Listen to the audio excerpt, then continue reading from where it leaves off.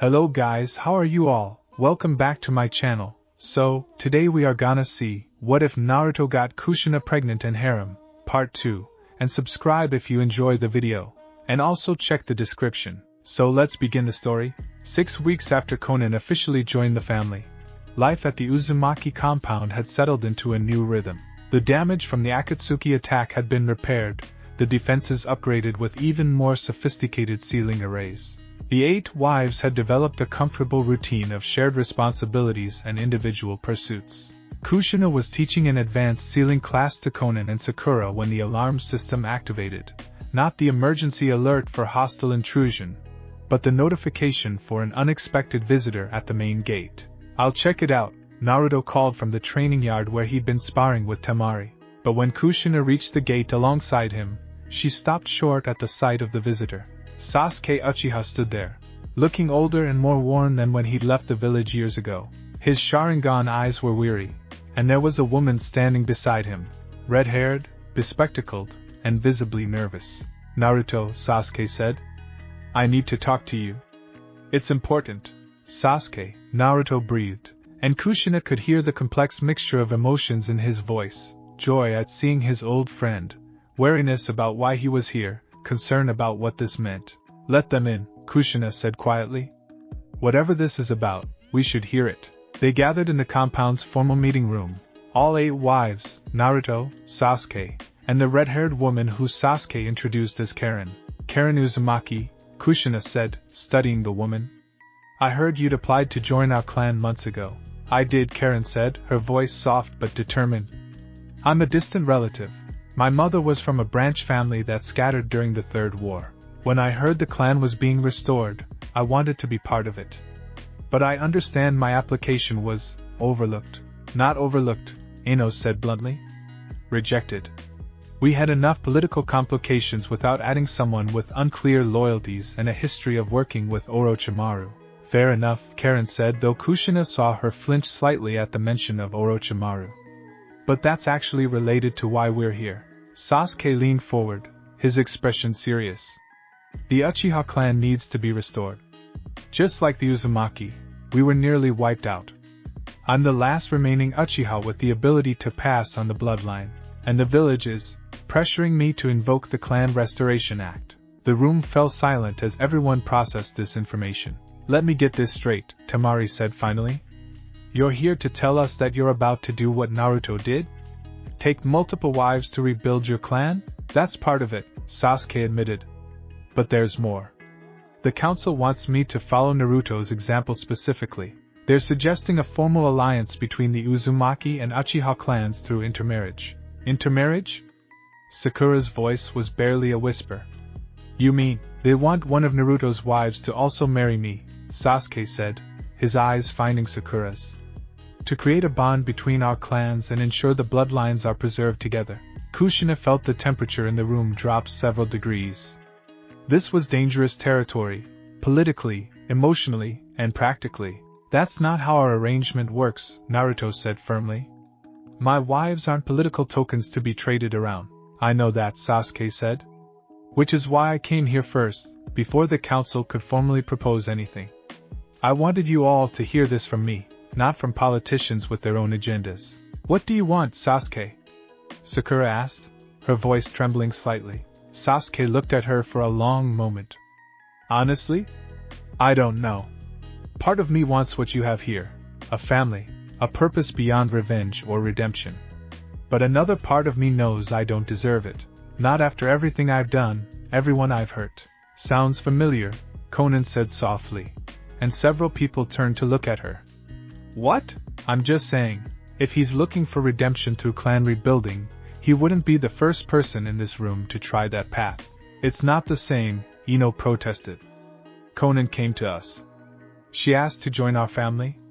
Sasuke is being pushed by the council to create his own family and wants to poach our members in the process." "I'm not trying to poach anyone," Sasuke said, frustration evident in his voice. "I'm trying to navigate an impossible situation. The council wants clan restoration, but they also want political alliances. They see combining Uchiha and Uzumaki as a way to create an unbreakable power base for Konoha." "And what about what we want?" Sakura asked. Do we get a say in this political maneuvering? That's why I'm here, Sasuke said.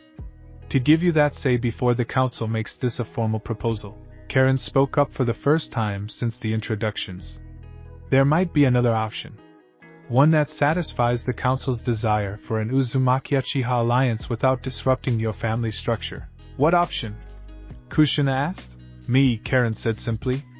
I marry Sasuke as part of his clan restoration. As an Uzumaki by blood, I create the genetic link between the clans, and in exchange, the Uzumaki clan formally recognizes me as a member, not as one of Naruto's wives, but as an allied branch of the family. That's actually clever, Tenten said slowly. It gives the council their alliance, preserves our family structure, and brings Karin into the clan without the complications her original application raised. But it also means recognizing Sasuke's clan as equal to ours, Temari pointed out. Creating a dual clan system within Konoha's power structure. That could get complicated fast. Everything about our situation is already complicated, Hinata said quietly. The question is whether this complication is worth the benefits. Kushina watched the discussion unfold, her mind racing through implications. An alliance with the Uchiha would be powerful, politically, strategically, and practically, but it would also mean dealing with Sasuke, with his history and his complicated relationship with several of their wives. I need to know something, Sakura said, cutting through the debate. Sasuke, if this happens, if you rebuild the Uchiha clan with multiple wives, what are you looking for? Love? Duty? Something else? Sasuke was quiet for a long moment. I'm looking for redemption. For a way to make amends for my brother's sacrifice, for all the pain I caused. I don't expect love. I'm not even sure I deserve friendship. But if I can rebuild what was destroyed, if I can create something good from the ashes of my clan, maybe that's enough. It's not enough, Sakura said firmly. If you're going to do this, you need to actually commit to it. Not just going through the motions of clan rebuilding, but genuinely caring about the people you're building it with. Anything less is just using people for political purposes, like you're being used? Sasuke asked softly. Sakura flinched. I chose this. Every one of us chose this. We're not victims, Sasuke. We're active participants in something we believe in. Can you say the same about whatever you're planning? I don't know. That's the honest answer. I don't know if I can build what you have here. But I want to try. Naruto, who'd been silent through much of this exchange, finally spoke up. We need time to discuss this. All of us, as a family. This is too important to decide in one meeting. I understand, Sasuke said, standing. Take the time you need. But Naruto? The council is going to move forward with or without our input. It's better if we have a plan before they force one on us. After Sasuke and Karin left, the 8 wives and Naruto sat in heavy silence.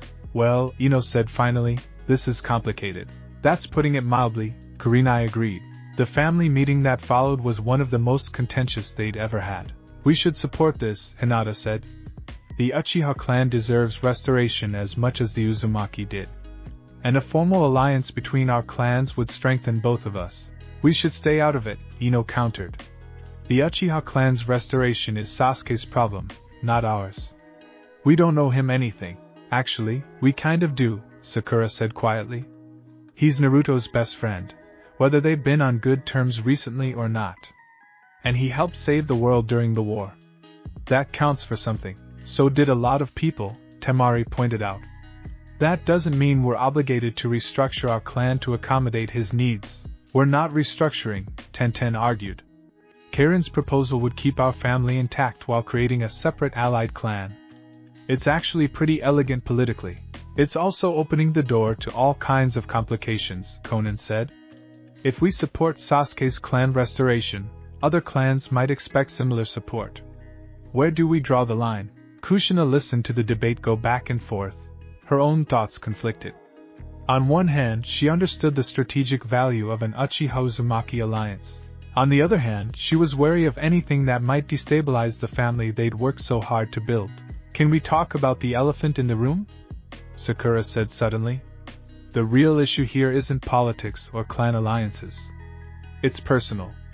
The council is going to suggest that I marry Sasuke along with Naruto. That's what this is really about. The room went quiet. Would you want that? Naruto asked gently. If given the choice? Sakura's hands trembled slightly as she spoke. Part of me says no.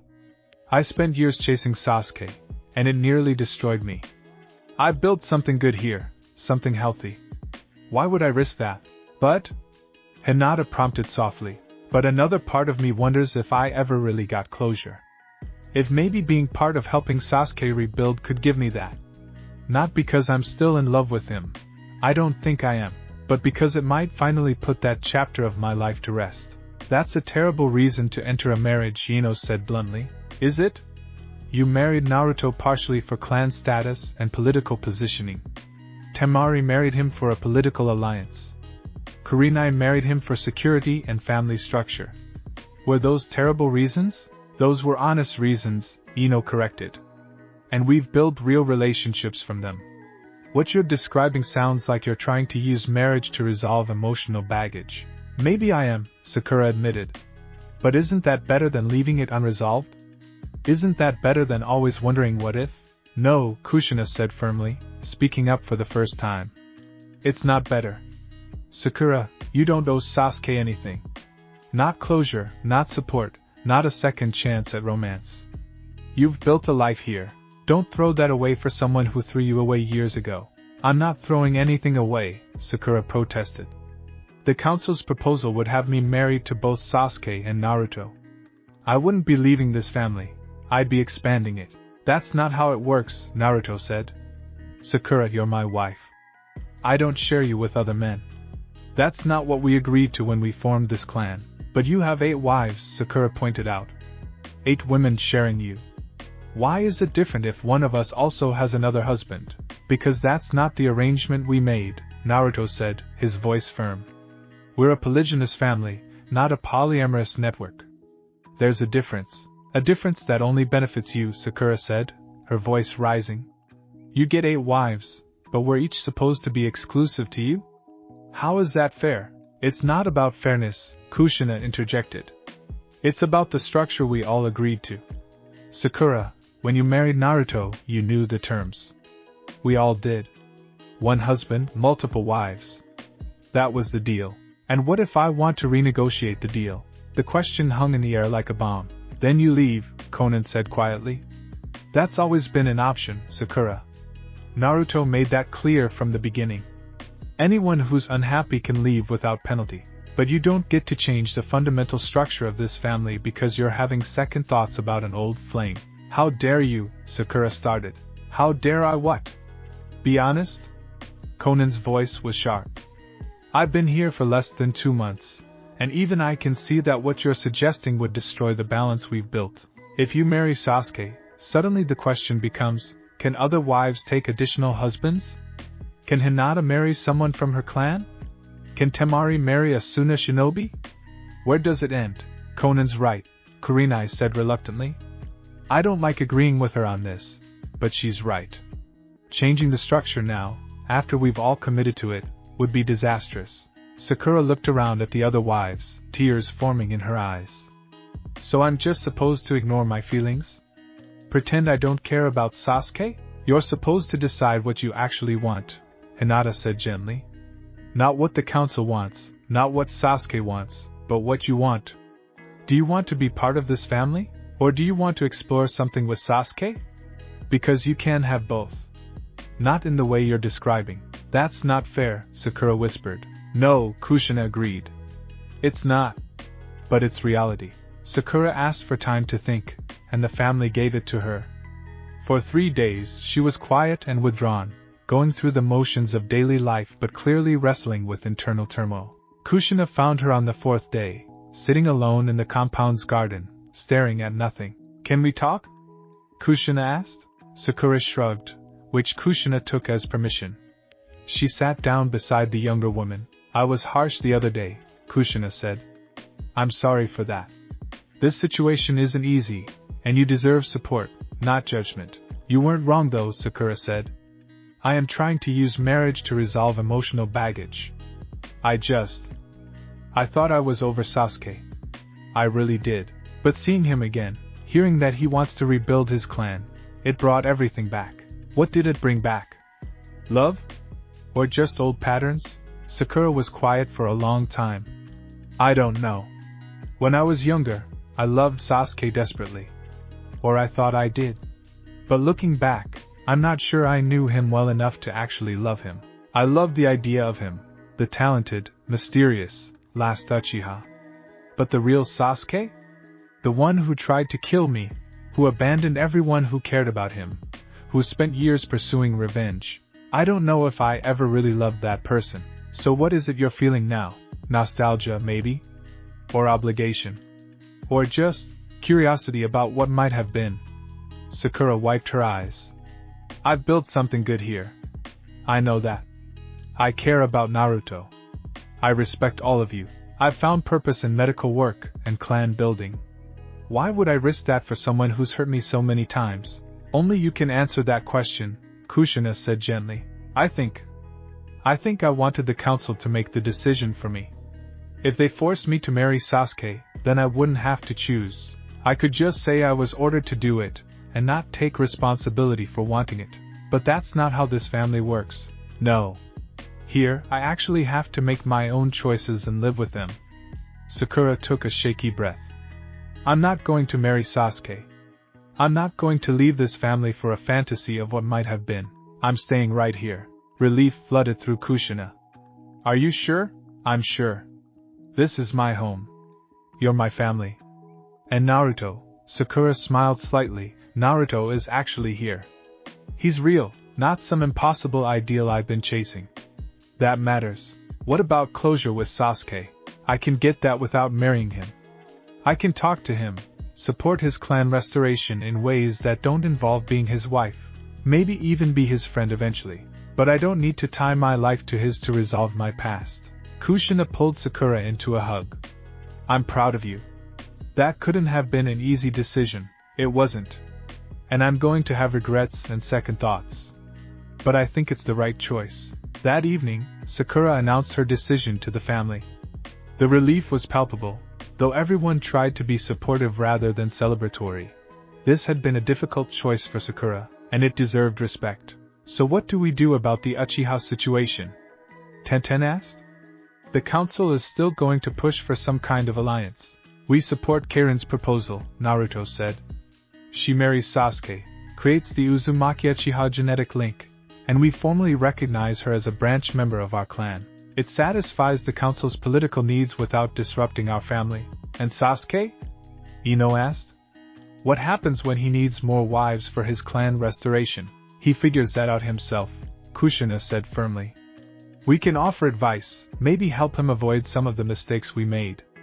But we're not responsible for building his harem for him, agreed, Temari said. Our alliance with the Uchiha should be exactly that, an alliance between separate clans, not some merged megaclan that dilutes both identities. I'll talk to Sasuke, Naruto said. Explain our position and offer our support for his clan restoration in ways that don't compromise our family structure. The meeting with Sasuke and the council took place a week later. Tsunade presided, with representatives from the major clans in attendance. The Uzumaki family attended in force, all 8 wives plus Naruto, making a statement about their unity. Sasuke presented his plan for Uchiha restoration, which included Karin as his first wife and provisions for 3 to 5 additional wives to be selected carefully over time. The Uzumaki clan supports this endeavor, Naruto said formally. We propose a formal alliance between our clans, with Karin Uzumaki serving as the link between our bloodlines. She will be recognized as a branch member of the Uzumaki clan while serving as first wife of the Uchiha clan. This is acceptable, Hamura said after conferring with Koharu. The alliance between Uzumaki and Uchiha will strengthen Konoha significantly. But we had hoped for a more direct connection. The connection is direct, Kushina interrupted. Karin is Uzumaki by blood and Uchiha by marriage. Any children she has with Sasuke will carry both bloodlines. What could be more direct than that? We had considered a dual marriage arrangement with one of your existing wives, Koharu said carefully. That won't be happening, Sakura said firmly. I'm staying with the Uzumaki clan. I have no interest in marrying Sasuke. Koharu looked like she wanted to argue, but Tsunade cut her off. The lady has made her choice. We don't force marriages in this village, remember? The arrangement being proposed satisfies all legitimate political and strategic concerns. I suggest we accept it and move forward. After some grumbling, the council agreed. The alliance was formalized. Karin was officially recognized as a member of the Uzumaki clan, and Sasuke's clan restoration was approved with the same provisions that had been granted to Naruto. After the official proceedings, Sasuke approached Sakura privately. I heard about your decision, he said. To stay with the Uzumaki clan. You heard correctly, Sakura said. Are you happy? Really happy? Sakura considered the question. I am. Not every day, not perfectly, but yes. I'm happy. I'm building something real here, something good. And you deserve the same, Sasuke. I hope you find it, even if it's not with you, especially if it's not with me. We'd be terrible together, and you know it. We bring out each other's worst impulses. But maybe with Karin, maybe with the wives you choose going forward, you can build something better. Sasuke smiled slightly. Thank you for saying that. And for being honest enough not to try again with me out of misplaced nostalgia. We're good at a lot of things, Sasuke. Romance isn't one of them. They parted as friends, perhaps for the first time actually friends, without the weight of unrequited feelings or romantic expectations. Bringing Karin into the Uzumaki clan, even as a branch member, required some adjustment. She wasn't living in the compound, she'd be establishing her own household with Sasuke. But she was entitled to clan resources, training, and participation in family decisions. The first few meetings were awkward. Karin was prickly and defensive, clearly expecting rejection or hostility. I know I'm not really wanted here, she said during her first training session with Kushina. I'm a political convenience, a way to create an alliance without disrupting your perfect little family. You're right, Kushina said bluntly. That is why you were brought in. But that doesn't mean you can't become more than that. Every one of us started as something other than what we are now. Hinata was a political marriage too, remember? And Konan was literally our enemy. And now Hinata is beloved by everyone in this family. And Konan is, well, she's still Konan, but she's our Konan. If you put in the work, if you genuinely try to be part of this clan, you can find your place too. Karin's eyes narrowed. Why are you being nice to me? I tried to join your clan before and you rejected me, because circumstances change, and people change. You're Sasuke's wife now, which means your family by extension. And I'm old enough to know that holding grudges is exhausting. Over the following weeks, Karin slowly began to integrate. She had a natural affinity for sealing techniques, her Uzumaki heritage giving her an edge, and Kushina found herself enjoying teaching her. Karin was sharp, quick to learn, and had a wit that reminded Kushina of a younger, angrier version of herself. She also proved valuable in ways no one had expected. Her sensor abilities were extraordinary, complementing the clan's defensive capabilities, and she had knowledge of Orochimaru's experiments that, while disturbing, provided insights into genetic manipulation and bloodline enhancement that could be useful for medical research. Don't get too comfortable, Karin said one day during a sealing session. I'm still primarily Sasuke's wife. This is just a side thing. Of course, Kushina agreed. But side things can become important too. You might be surprised how much this clan grows on you. I doubt it. You're all too functional. Too healthy. It's weird, Kushina laughed. Give it time. We'll corrupt you with our functional healthiness yet. But the most significant moment came when Karin asked to attend a full family dinner, something she'd previously avoided. I know I'm not technically one of the wives, Karin said, addressing everyone gathered. But I'm building the Uchiha clan using the same model you used. And I was hoping I could learn from watching how you all interact. How you make this work. Of course, Hinata said immediately. We'd be happy to have you.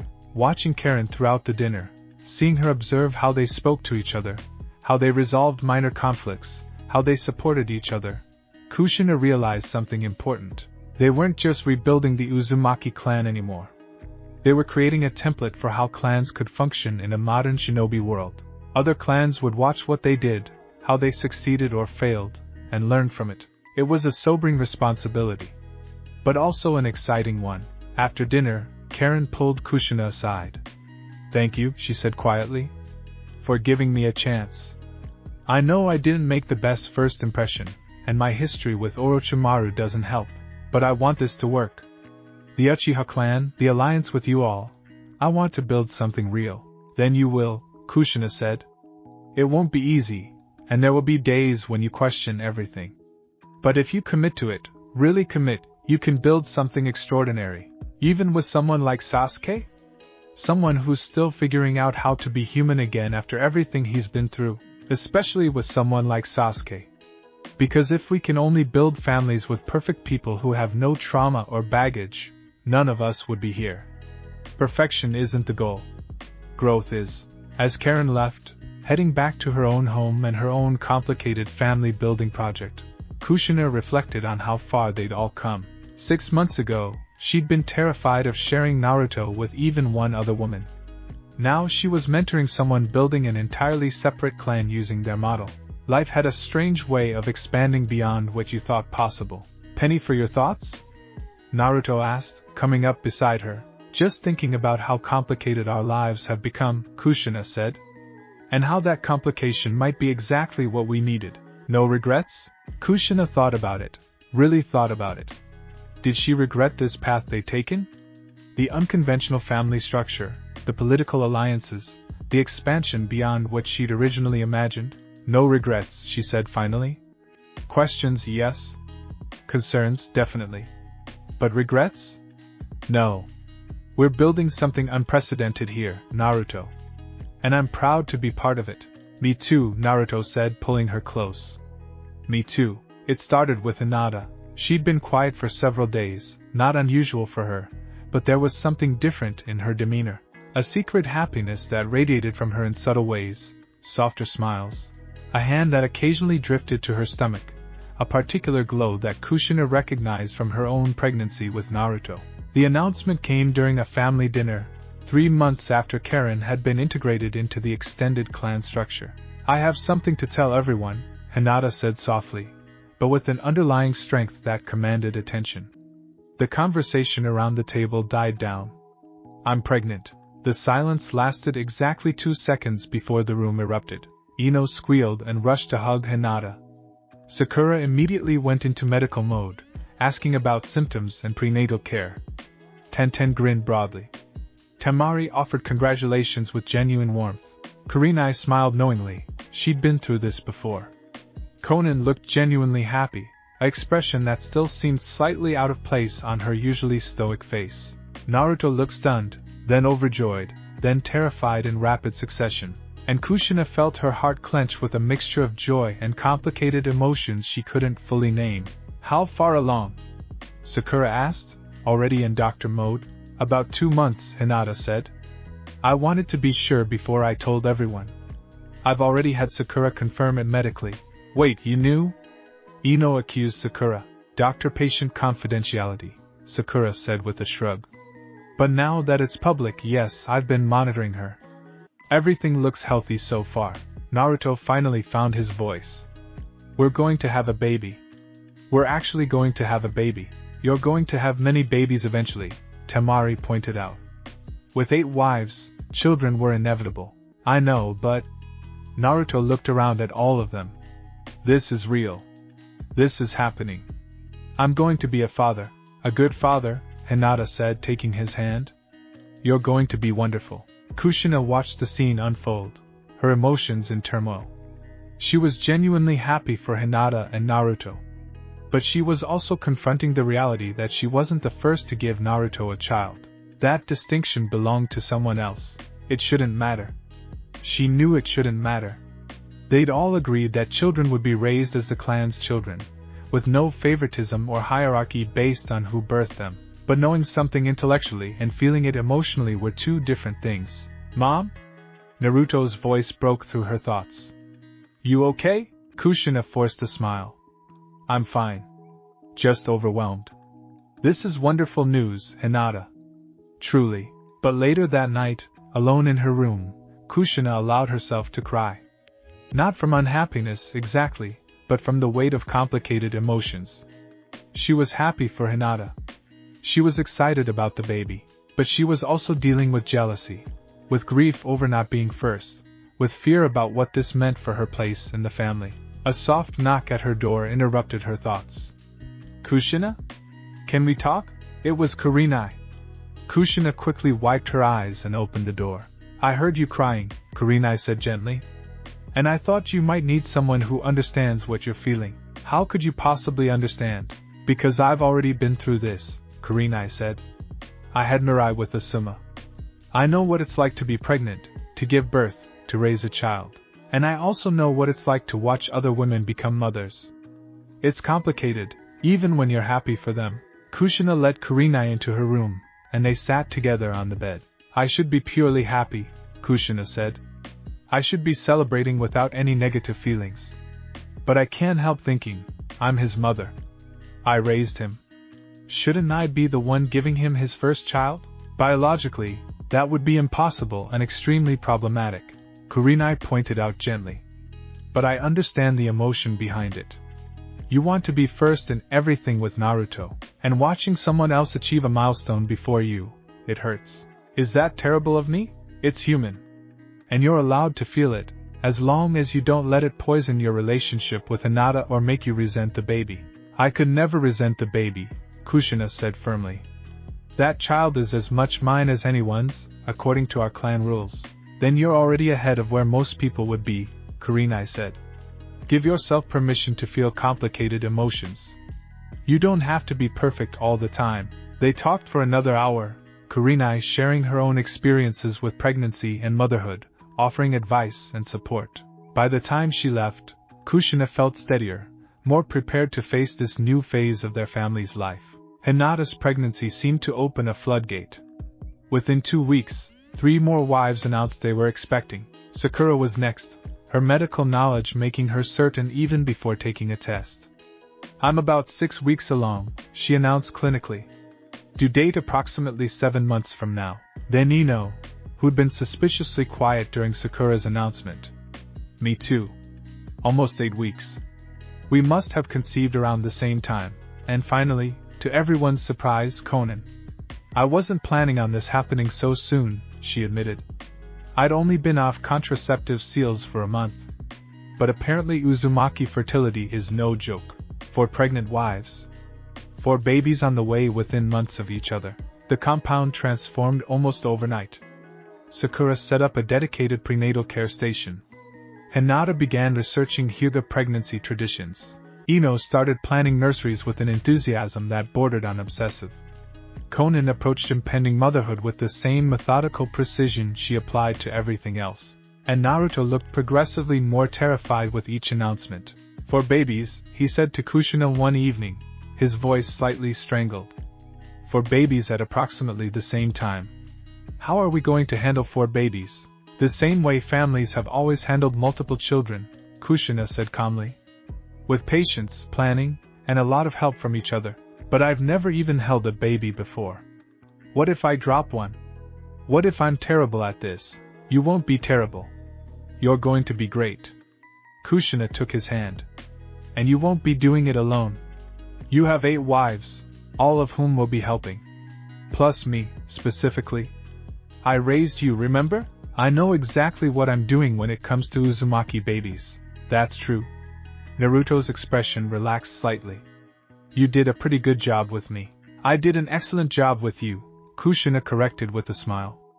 And I'll help you be an excellent father to these children. But privately, Kushina was also feeling overwhelmed.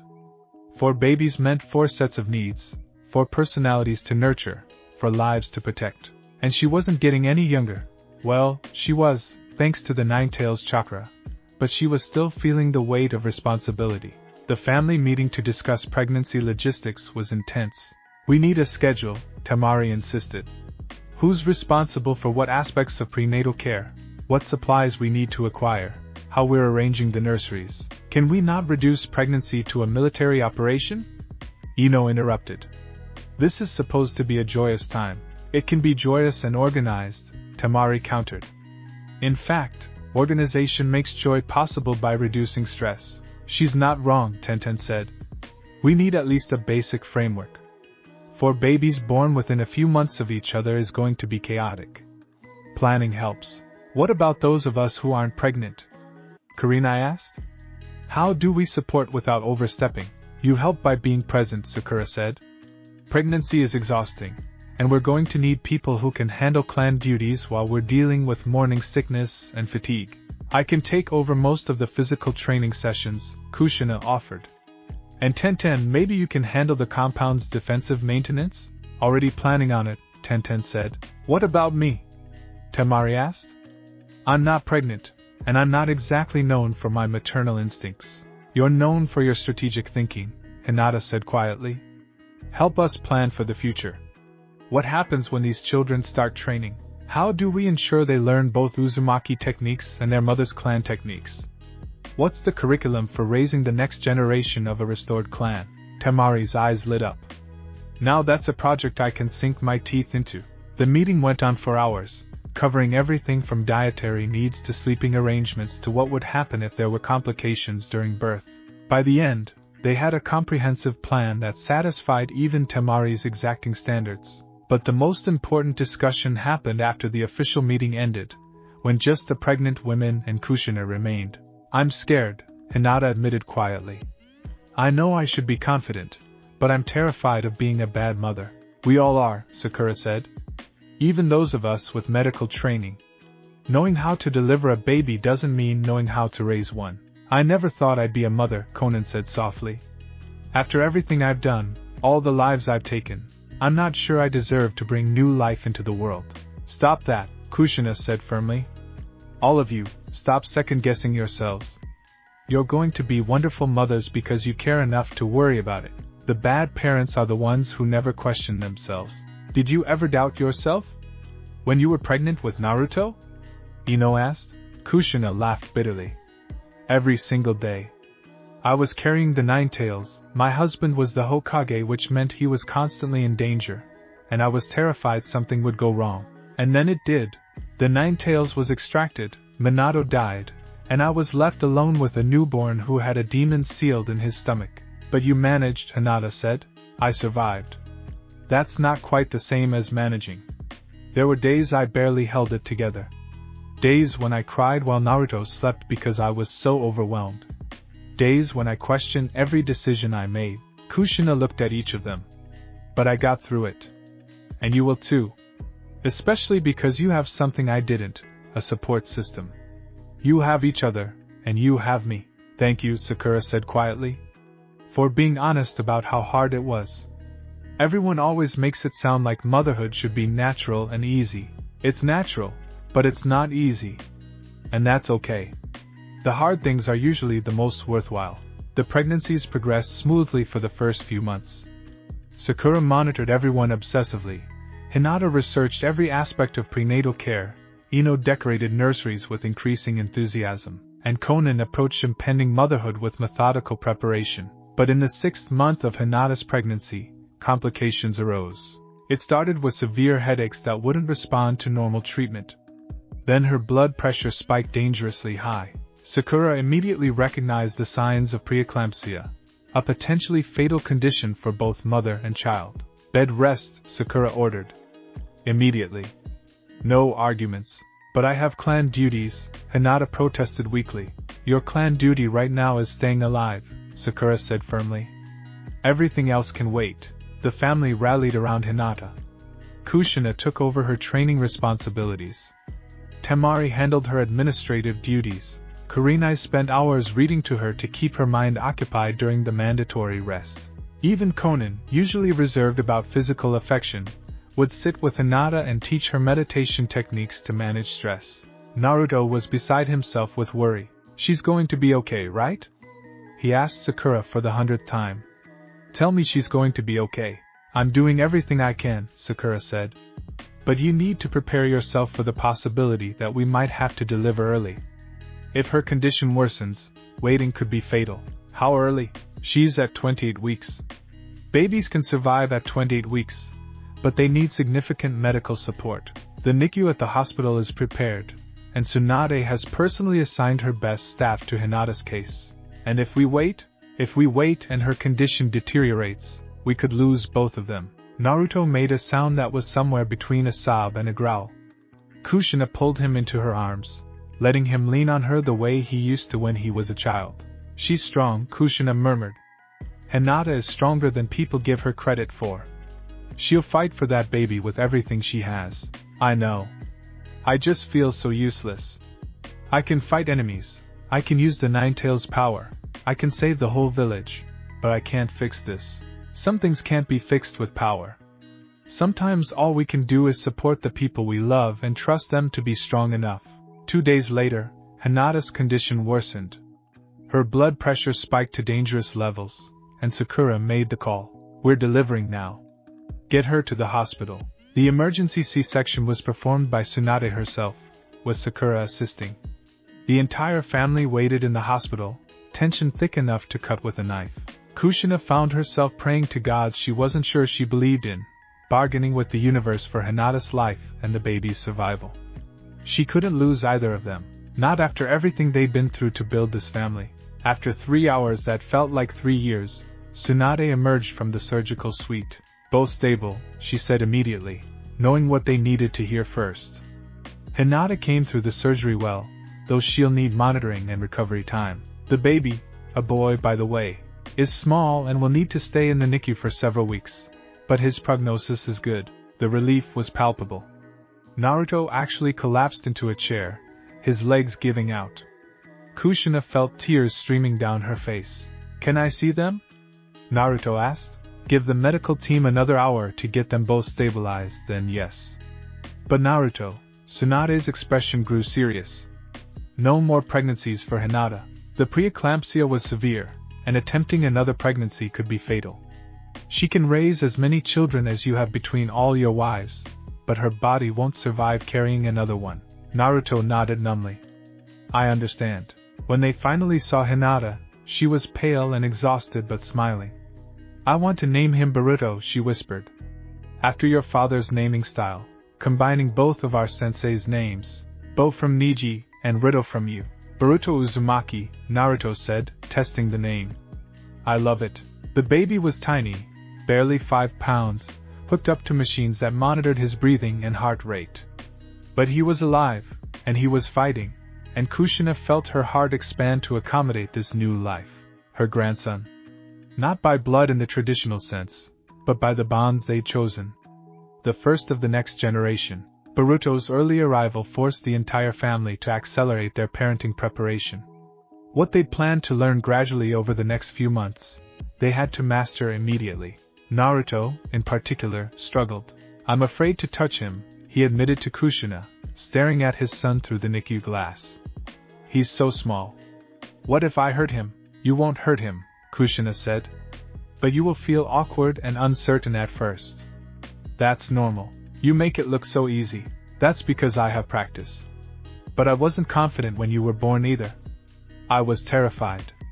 Your father had to show me how to hold you properly because I was convinced I'd drop you. Really? Really? First-time parents are universally terrified. It's part of the job.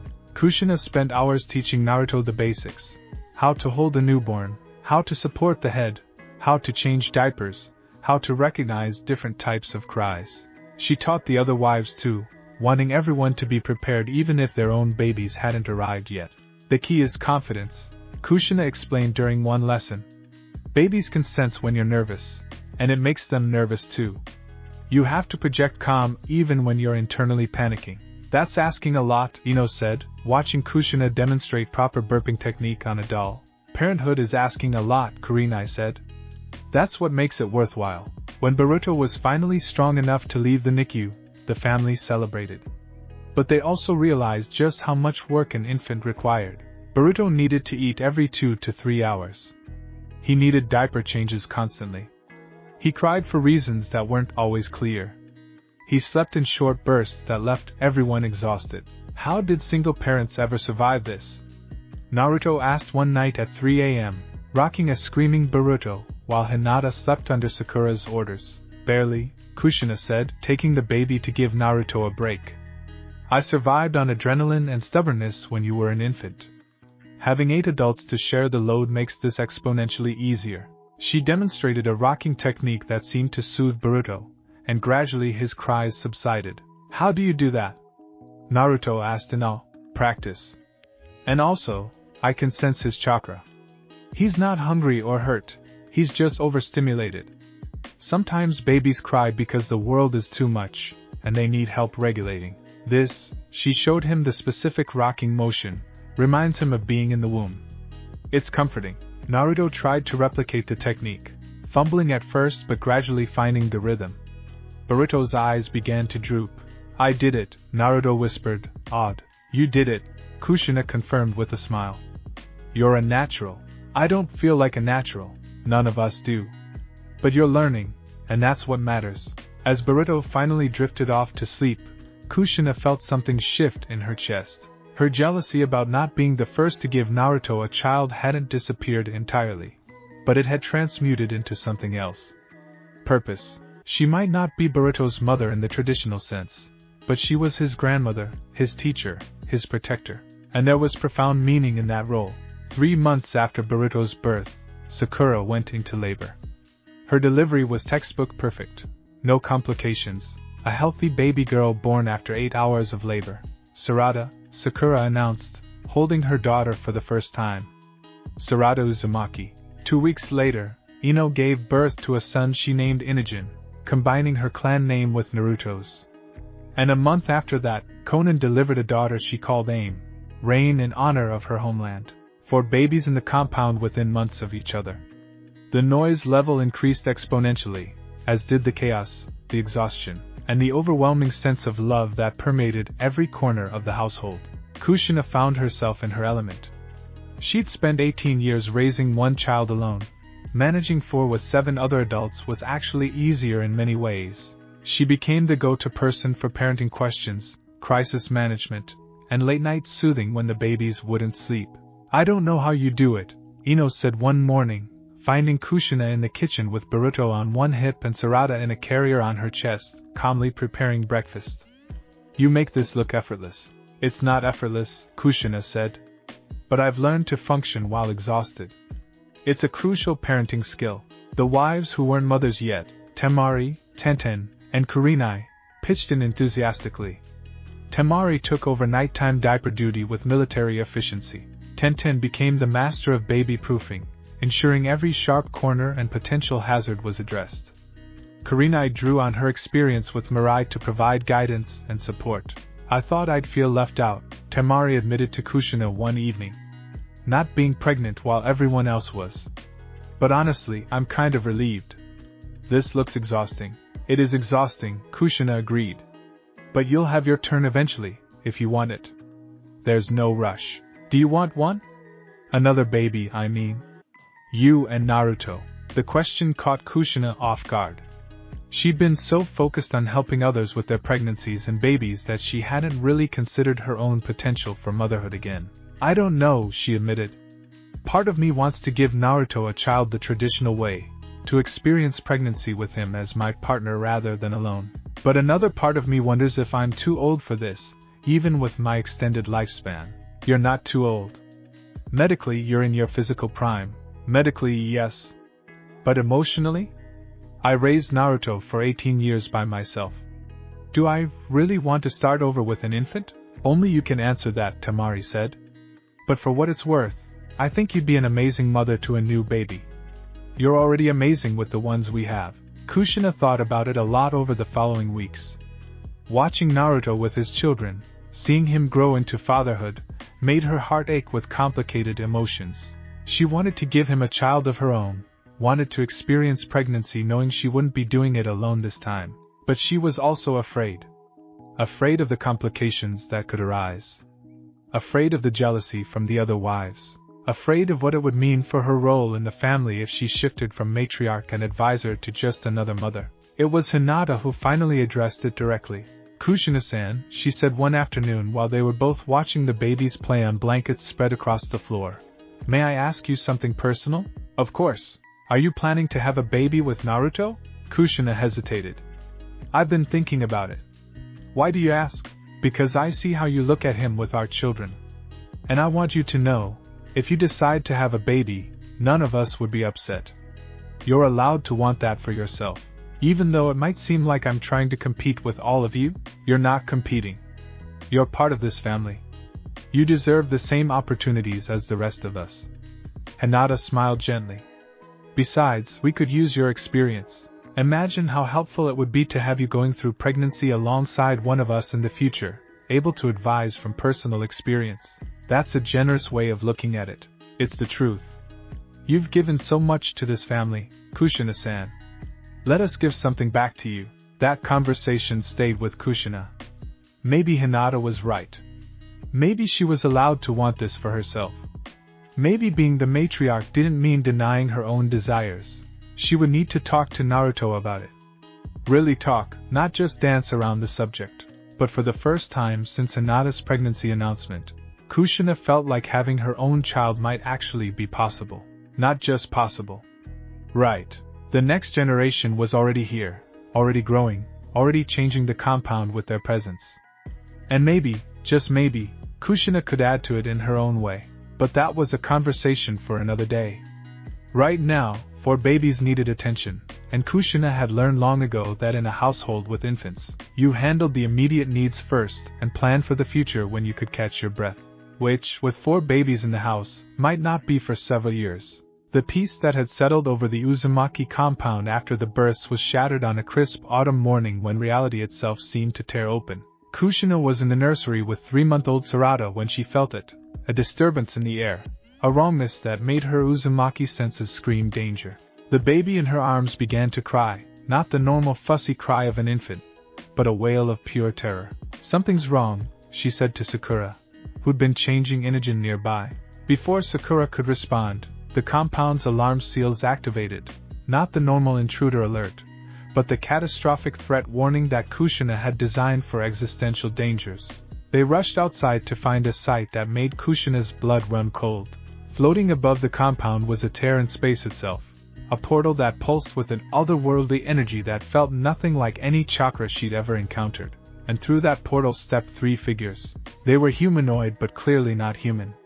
Their skin was pale, almost translucent, and they bore strange markings that seemed to shift and move. But most disturbing were their eyes, Byakugan, but wrong somehow, with additional tomo patterns that shouldn't exist. Otsutsuki, Hinata breathed, her own Byakugan activating instinctively. But that's impossible.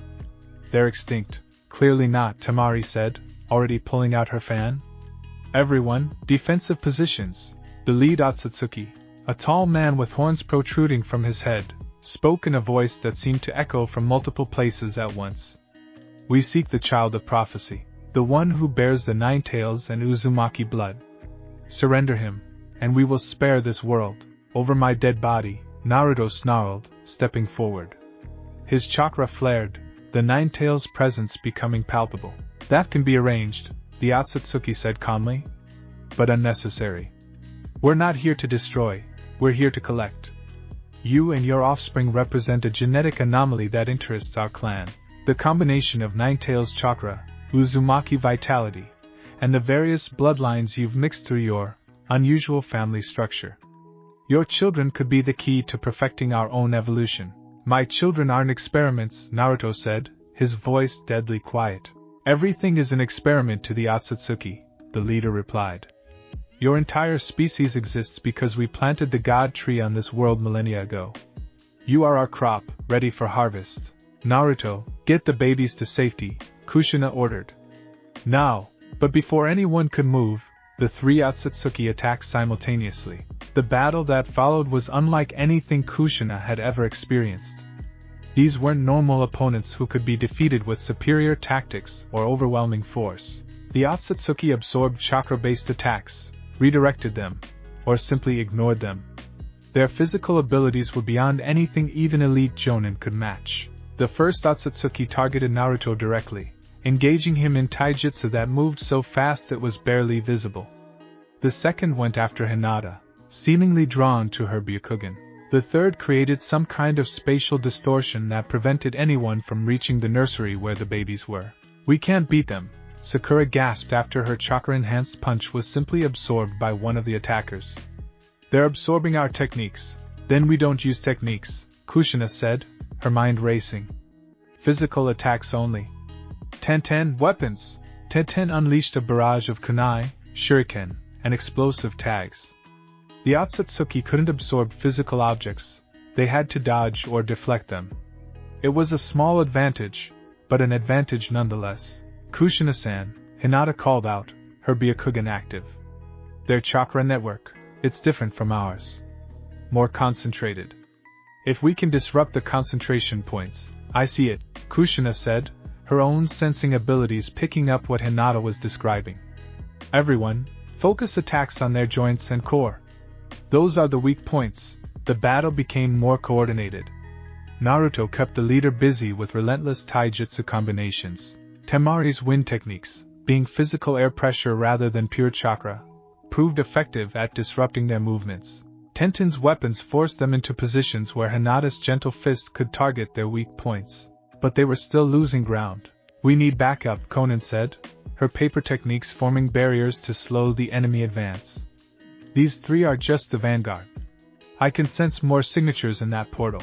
I've already sent the distress signal, Ino said, sweat beading on her forehead as she tried to use mental techniques that kept sliding off the Otsutsuki's minds like water off stone. But I don't know if help will arrive in time. Then something unexpected happened. The spatial distortion blocking access to the nursery flickered and failed. Not because the Otsutsuki chose to drop it, but because it was forcibly broken from the inside.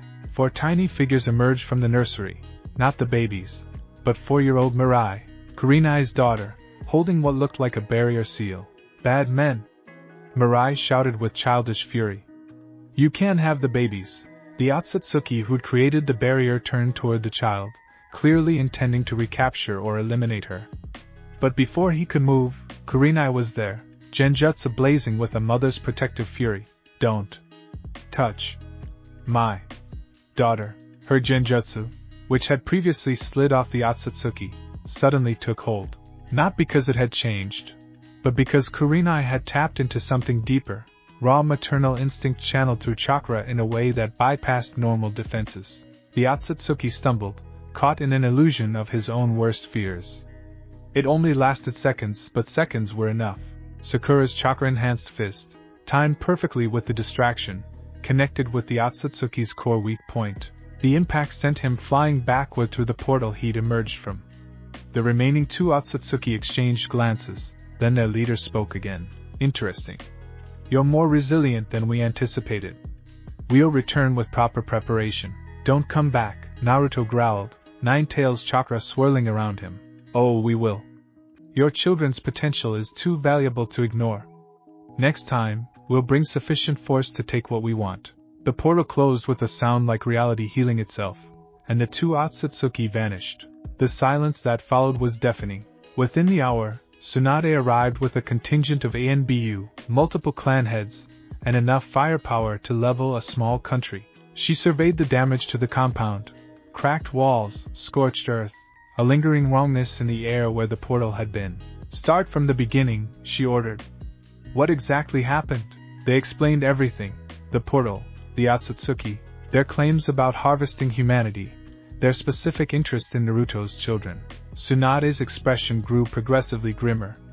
This is worse than I thought. The Otsutsuki are supposed to be legend, ancient history. If they're real and actively targeting your family, then we need to prepare for a war, Temari finished. They said they'd return with proper preparation. We need to be ready, agreed. But we also need information. Tsunade turned to Hinata. You said they had Byakugan but different? Explain. Hinata described what she'd seen, the additional tomo patterns, the way their chakra networked differently. It was like they'd evolved beyond normal Byakugan.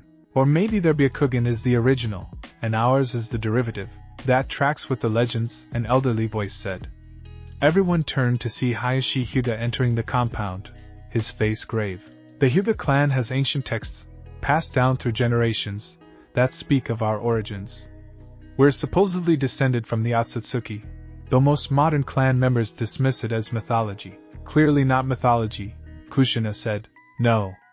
And if the texts are accurate, the Otsutsuki view all chakra users on this world as their property.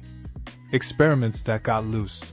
They come periodically to check on their crop and harvest any useful genetic developments. How often is periodically? Naruto asked. The texts mention harvests every 1,000 years or so. But the last one was supposed to be over 2,000 years ago, which is why we assumed it was just legend. So we're overdue for a harvest, Sakura said. Perfect. Just perfect. The question is why now? Conan said thoughtfully. What changed? What made them come specifically for Naruto's children?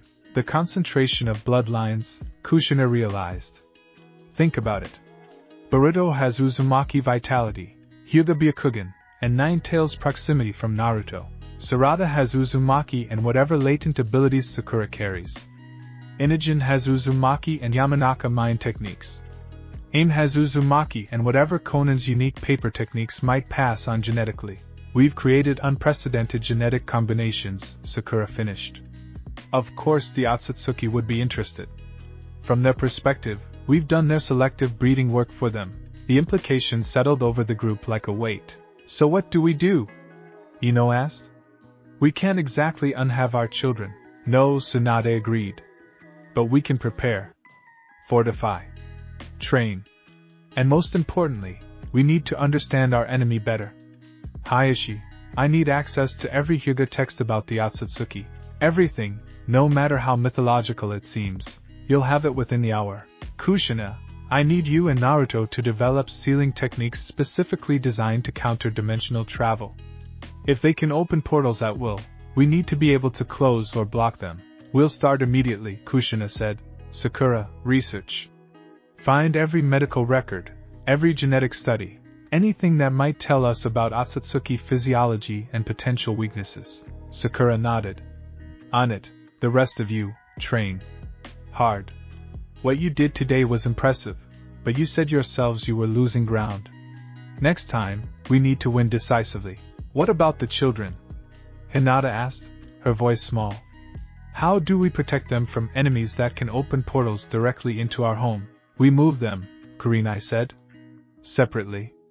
Different locations, heavily guarded, with no obvious connection to each other or to you. No, Naruto said immediately.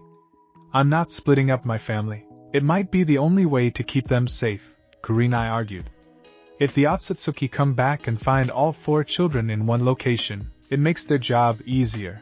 But if the children are scattered, protected by different groups, then we're making the same mistake my father made, Naruto interrupted, his voice rough with emotion. He scattered power, isolated the Nine Tails host, tried to protect me by keeping me separate from everything I needed. It didn't work then, and it won't work now. What do you suggest?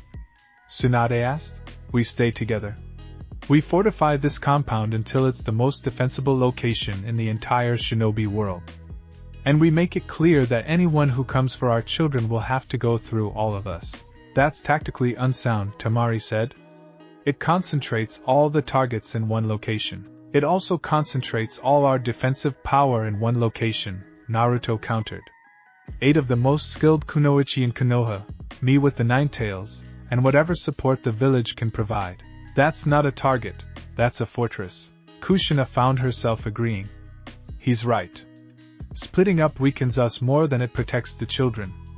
Our strength has always been that we work together, that we're a unit. We don't throw that away because of fear. Then we fortify, Tsunade decided. I'll assign a permanent ANBU guard to the compound. We'll upgrade the barrier seals, establish multiple defensive perimeters, and create evacuation protocols. But the family stays together. The next 3 months transformed the Uzumaki compound into something between a home and a military installation. Kushina and Naruto worked 18-hour days developing new sealing techniques.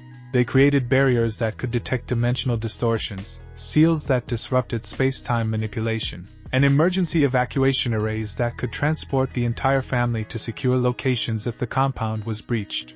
This seal is interesting, Naruto said one night, studying one of Kushina's designs. It doesn't just block dimensional travel, it redirects it. If someone tries to open a portal, this seal forces it to open somewhere else. Somewhere very far away, Kushina confirmed. Ideally somewhere uninhabited where we can deal with threats without civilian casualties. How far are we talking? Initial calculations suggest we could redirect portals up to 1,000 miles away. Possibly more if we channel enough chakra into the array. That's incredible, Mom.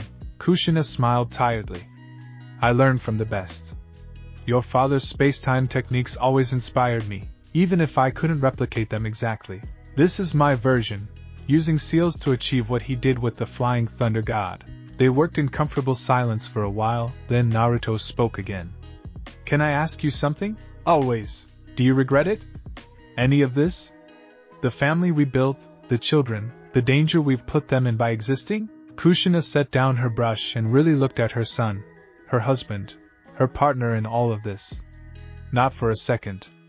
Yes, our choices have attracted danger. But Naruto, your very existence attracted danger. The Nine Tails made you a target from birth. Should Minato and I have regretted having you because it was risky? That's different. It's not. Every parent fears for their children's safety. Every family faces threats. The difference is that we have the power and the knowledge to fight back. Most families don't have that luxury. I look at Boruto, at Sarada and Inogen and Aim, and I think about what the Otsutsuki said. That they're experiments, crops to be harvested. It makes me want to fight, Kushina finished. It makes you want to fight with everything you have to protect them. That's natural. That's good. Channel that feeling into your training, into these seals, into preparing for the battle we know is coming. Naruto pulled her close, pressing a kiss to her forehead. I love you, Mom. I don't say it enough, but I do. I know. I love you too. Now come on. We've got 3 more seal arrays to design before dawn. While Kushina and Naruto focused on sealing defenses, the other wives took on different preparation aspects. Sakura established a medical bunker stocked with enough supplies to handle mass casualties. She also began researching Otsutsuki physiology using the information from Hayashi's texts, developing theoretical treatments for their unique abilities. Their chakra absorption has limits, she explained during a family briefing. They can't absorb infinite amounts. Eventually, their network becomes overloaded. The key is hitting them with more than they can handle in a short time frame. How much is more than they can handle? Ino asked. I'm estimating, roughly equivalent to a full-tailed beast bomb. Maybe 2. That's insane, Tenten said. We don't have that kind of firepower. Actually, we do, Naruto said. I can produce tailed beast bombs. The question is whether I can produce them fast enough, and aim them precisely enough not to level the entire compound in the process. We'll need to develop combination techniques, Temari said, already thinking strategically. Ways to pool our chakra and deliver massive attacks through Naruto as a focal point, like the infinite Tsukuyami's chakra network, but in reverse, Hinata mused. Instead of draining chakra from everyone, we'd be contributing it to one person. That's actually brilliant, Conan said. And it plays to our strength as a family unit. The Otsutsuki see us as separate individuals. But if we can truly fight as one organism, they spend weeks developing these combination techniques. Hinata's Byakugan would identify targets and weak points. Ino's sensory abilities would coordinate everyone's movements. Temari's wind techniques would control the battlefield. Tenten's weapons would provide constant pressure. Sakura's medical knowledge would identify optimal strike points. Karinai's genjutsu would create openings. Conan's paper techniques would provide defense and distraction. And Kushina and Naruto would serve as the core, channeling everyone's contributions into devastating sealing attacks that the Otsutsuki couldn't absorb because they weren't pure chakra. They were reality-altering techniques that used chakra as fuel but operated on different principles. We're creating something unprecedented, Tsunade observed during one of her visits to assess their progress. A combat system that treats 8 separate fighters as one organism. It's either going to be brilliant, or it's going to be a complete disaster with no middle ground. Then we better make sure it's brilliant, Kushina said. Training intensified. They sparred against each other, against ANBU volunteers, against simulations Shikaku Nara designed based on the Otsutsuki's demonstrated abilities. They practiced until combination techniques became second nature, until they could coordinate complex attacks with minimal communication. The children, meanwhile, were too young to understand the threat fully, but they absorbed the tension. 4-month-old infants became fussy and difficult. Little Mirai, who'd shown unusual courage during the attack, began having nightmares. I'm worried about her, Karinai confided to Kushina one evening. She barely sleeps, and when she does, she wakes up screaming about bad men with scary eyes. She's traumatized, Kushina said gently. Which is understandable given what she witnessed. Have you considered letting Ino work with her? Mind techniques might help process the trauma, Ino's offered, but Mirai's so young. I'm worried about potential side effects. More worried than you are about her current state. Karina was quiet for a moment. No. You're right. I'll talk to Ino. The psychological toll wasn't limited to Mirai. All of them were stressed, exhausted, running on adrenaline and determination. Arguments broke out more frequently. Tensions that would normally be minor became major conflicts under the weight of constant threat. This is unsustainable, Temari said during a particularly heated family meeting where Ino and Sakura had nearly come to blows over nursery arrangements. We're going to tear ourselves apart before the Otsutsuki even get here. Then we need to find balance, Kushina said. We can't prepare 24 hours a day. We need rest, recovery, normalcy. Especially for the children's sake. They implemented mandatory rest periods. Designated family time where clan business and training were forbidden. Simple pleasures, shared meals, story time with the babies, evening walks around the compound. It helped. Not completely, but enough to keep them functional. 2 months into their intensive preparation, they received an unexpected visitor. Karin arrived at the compound out of breath, her red hair disheveled. We need to talk. All of you. Including Sasuke. Within an hour, both the Uzumaki and Uchiha clan heads were assembled. Sasuke had brought his wife and 2 other women he'd recently married as part of his own clan restoration. A quiet kunoichi from the Aburame clan and a civilian-born woman with no bloodline but exceptional taijutsu skills. I've been researching, Karin said without preamble. The Otsutsuki threat doesn't just affect the Uzumaki. They're interested in any significant bloodline concentration, which means the Uchiha are also targets. Sasuke's expression darkened. You're certain? The text Hayashi shared with Tsunade mentioned the Sharingan specifically. Apparently, the Uchiha are also descended from the Otsutsuki, just a different branch. Your eyes are as valuable to them as the Byakugan or Uzumaki vitality. So they'll come for our children too, Sasuke said quietly. Eventually. Right now, you only have 1 child. Karin placed a protective hand over her still flat stomach. And they're not born yet. But once you have multiple children with different mothers, mixing Uchiha with other bloodlines, you'll be just as attractive a target as the Uzumaki. Which brings me to why I called this meeting, Naruto said. If we're both targets, we should coordinate our defenses. Pool our resources. Maybe even consider merging our compounds into one super fortified location. That's a significant commitment, Sasuke said. You're talking about essentially combining our clans. I'm talking about survival, Naruto countered. Separately, we're targets. Together, we're a force the Otsutsuki will think twice about attacking. He's right, Temari said.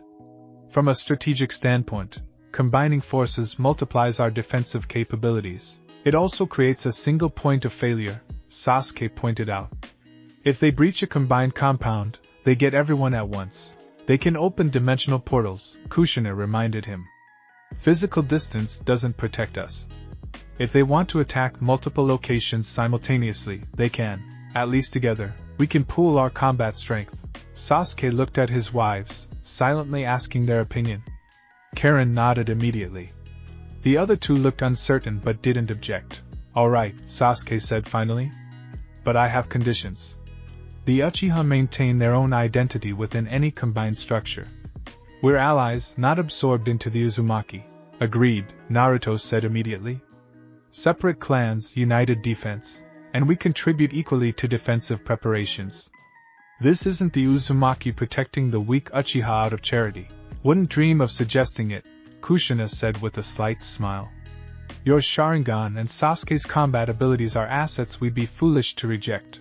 They spent the next week redesigning the Uzumaki compound to accommodate the Uchiha clan. A separate wing was constructed, connected to the main compound but maintaining distinct clan space. Defensive seals were expanded to cover the enlarged perimeter.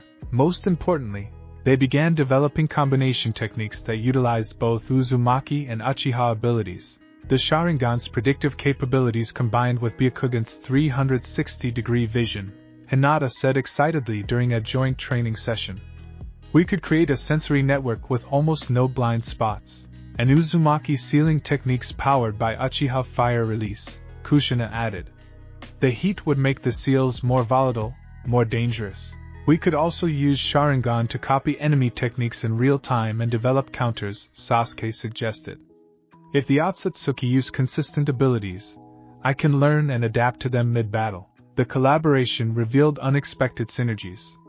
The Aburane woman Sasuke had married, Shino's cousin Shiori, had insects that could detect dimensional distortions. Combined with the Uzumaki sealing sensors, they created an early warning system that would activate the moment a portal began to form. This is actually working, Sakura said, sounding surprised. I thought combining two clan structures would be a disaster, but we're stronger for it. Strength through diversity, Conan said. It's what the Uzumaki clan has proven from the beginning. The Uchiha are just another layer. Not everyone was equally optimistic. There were still tensions, old rivalry between Naruto and Sasuke occasionally surfacing, territorial disputes about compound space, disagreements about training priorities, but they worked through them. Because the alternative was facing the Otsutsuki alone. 3 months after the first Otsutsuki attack, Kushina noticed something odd. She was working on a sealing array when she felt it, a presence. Not hostile, exactly, but definitely watching. She activated her sensory techniques and found nothing. But the feeling persisted. Naruto, she called quietly. We're being observed. Naruto's sensory abilities activated immediately. I don't sense anyone, neither do I. But I know we're being watched. And Nadas Byakugan revealed the truth. There's something. It's not here physically. It's observing us from another dimension. Like they're looking through a window, but we can't see the window itself. The Otsutsuki, Sasuke said grimly. They're studying us. For how long? Ino asked. I don't know. But if I had to guess? Since the first attack. They said they'd return with proper preparation. Part of that preparation is reconnaissance. The realization that they'd been under observation for months was chilling. Everything they'd developed, every technique they'd practiced, every defensive measure they'd implemented, the Otsutsuki had been watching. So they know our capabilities, Temari said. They know exactly what we can do. Then we develop capabilities they haven't seen, Kushina said. Techniques we don't practice openly. Trump cards we save for the actual battle. They began training in secret, using seals to block dimensional observation. Kushina taught Naruto a technique she'd never shown anyone, an Uzumaki clan secret that combined sealing and chakra manipulation in ways that could theoretically erase techniques from existence. It's dangerous, she warned. One mistake and you could erase your own chakra network. Then I won't make mistakes, Naruto said simply. Sasuke developed new Sharingan techniques in isolation, refusing to demonstrate them even to his own wives. If the Otsutsuki see them, they'll prepare counters. Surprise is our only advantage. The paranoia of knowing they were being watched affected everyone differently. Some withdrew into themselves. Others became hypervigilant. The children sensed the increased tension and became fussier. We can't live like this, Karin said during a family meeting. Constantly hiding, constantly afraid of being observed. It's not sustainable, and it's not fair to the children. What choice do we have? Ino asked. We could invite them to attack, Conan suggested. Everyone turned to stare at her. Think about it. They're watching us because they're planning. Building an attack strategy. What if we let them think they've found our weakness? We stage a vulnerability. They attack thinking they have the advantage, and we counter with techniques they haven't seen. That's incredibly risky, Sakura said. All our options are risky, Conan countered. At least this way, we control the timing and location of the battle. She's right, Kushina said slowly. We've been reacting to the Otsutsuki since the beginning. Maybe it's time we take the initiative. How do we stage a vulnerability without actually becoming vulnerable? Temari asked. We fake a crisis, Naruto said, understanding dawning. Make them think something's wrong with the compound's defenses, or that I'm injured, or that the children are being moved to a less secure location, Sasuke finished. They're after the children specifically. If they think they have a window to grab them while defenses are down, they'll take it, Kushina said. And we'll be ready. It was a dangerous plan. but so was waiting indefinitely for an attack that could come at any moment. They spent 2 weeks preparing, creating fake vulnerabilities in the compound's defenses that would appear legitimate to observers, staging arguments and apparent discord that might suggest the family was fracturing, even arranging a fake evacuation of the children that would seem like a desperate attempt to protect them. "This is either brilliant, or it's going to get us all killed," Ino said as they finalized the plan. "At least we'll go down fighting instead of waiting," Tamari said. The trap was set. The stage was prepared. And somewhere in another dimension, the Otsutsuki were watching, planning, preparing to take what they believed was rightfully theirs. The Uzumaki and Uchiha clans would show them exactly how wrong that belief was. The fake evacuation was set for dawn. Kushina stood at the compound gates with 3 of the 4 babies, Boruto, Sarada, and Inajin, in a specially designed carriage that looked vulnerable but was actually reinforced with hidden ceiling arrays. Aim remained behind with Konan, the apparent split in the evacuation plan designed to look like poor coordination. "This feels wrong," Hinata whispered, her Byakugan scanning for dimensional disturbances. "Using our children as bait." "They're not really bait," Kushina assured her quietly. "The moment the Otsutsuki appear, we activate the swap seals. These babies become explosive tags, and the real children are transported to the secure bunker 3 miles underground. And if the seals fail, they won't. I designed them myself." Kushina's voice was confident, but her hands trembled slightly as she adjusted Boruto's blanket. She checked the seals 17 times. They would work. They had to work. The sun crept over the horizon, painting the sky in shades of orange and pink. It was beautiful. Peaceful. The kind of morning that made you forget the world was dangerous. Then reality tore open, not 1 portal this time. 7. Through them poured not 3 Otsutsuki, but 12. And these weren't scouts or advanced forces. These were warriors in full combat regalia, their bodies augmented with technology and techniques that made the first attackers look like children playing at war. "Now!" Kushina shouted. The swap seals activated. The babies in the carriage transformed into explosive tags timed to detonate in 3 seconds. The real children vanished to safety, and the 8 wives of the Uzumaki clan, plus Sasuke and the 3 Uchiha wives, launched their counterattack. The initial barrage was overwhelming. Every technique they'd developed, every combination attack they'd practiced, unleashed simultaneously. Fire and wind creating infernos, lightning and water producing electrified torrents. Earth and ceiling techniques creating dimensional anchors that would prevent the Otsutsuki from escaping. The Otsutsuki absorbed the first wave of attacks, just as expected. But Sakura had been right. They had limits. 2 of the 12 staggered under the chakra overload, their absorption abilities temporarily disabled. "Switch to physical attacks," Tamari commanded, her tactical mind coordinating the assault. 10-10, weapons barrage. Hinata, gentle fist. Sakura, chakra-enhanced strikes. The battle became chaos. Dimensional portals opened and closed as the Otsutsuki tried to flank them, but Kushina and Naruto's redirect seals forced those portals to open miles away. The Sharingan predicted movements before they happened.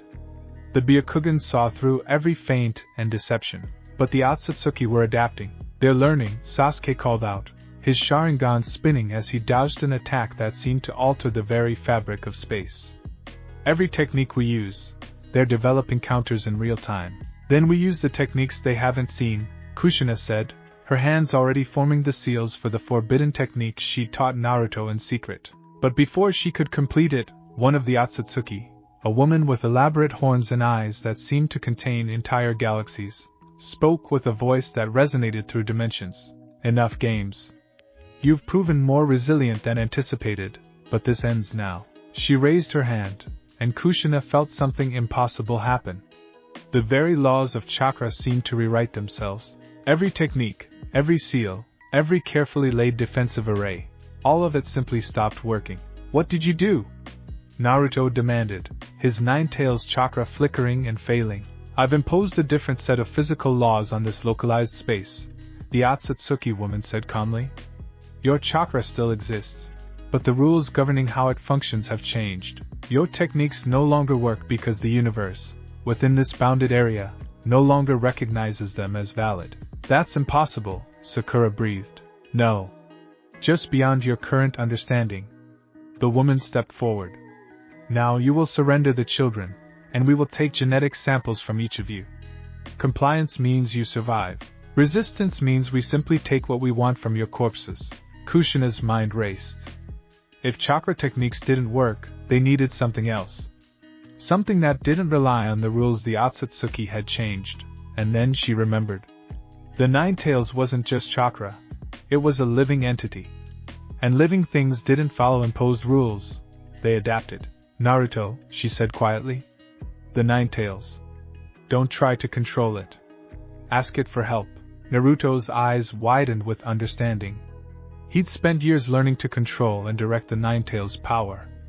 But control meant imposing structure, following rules.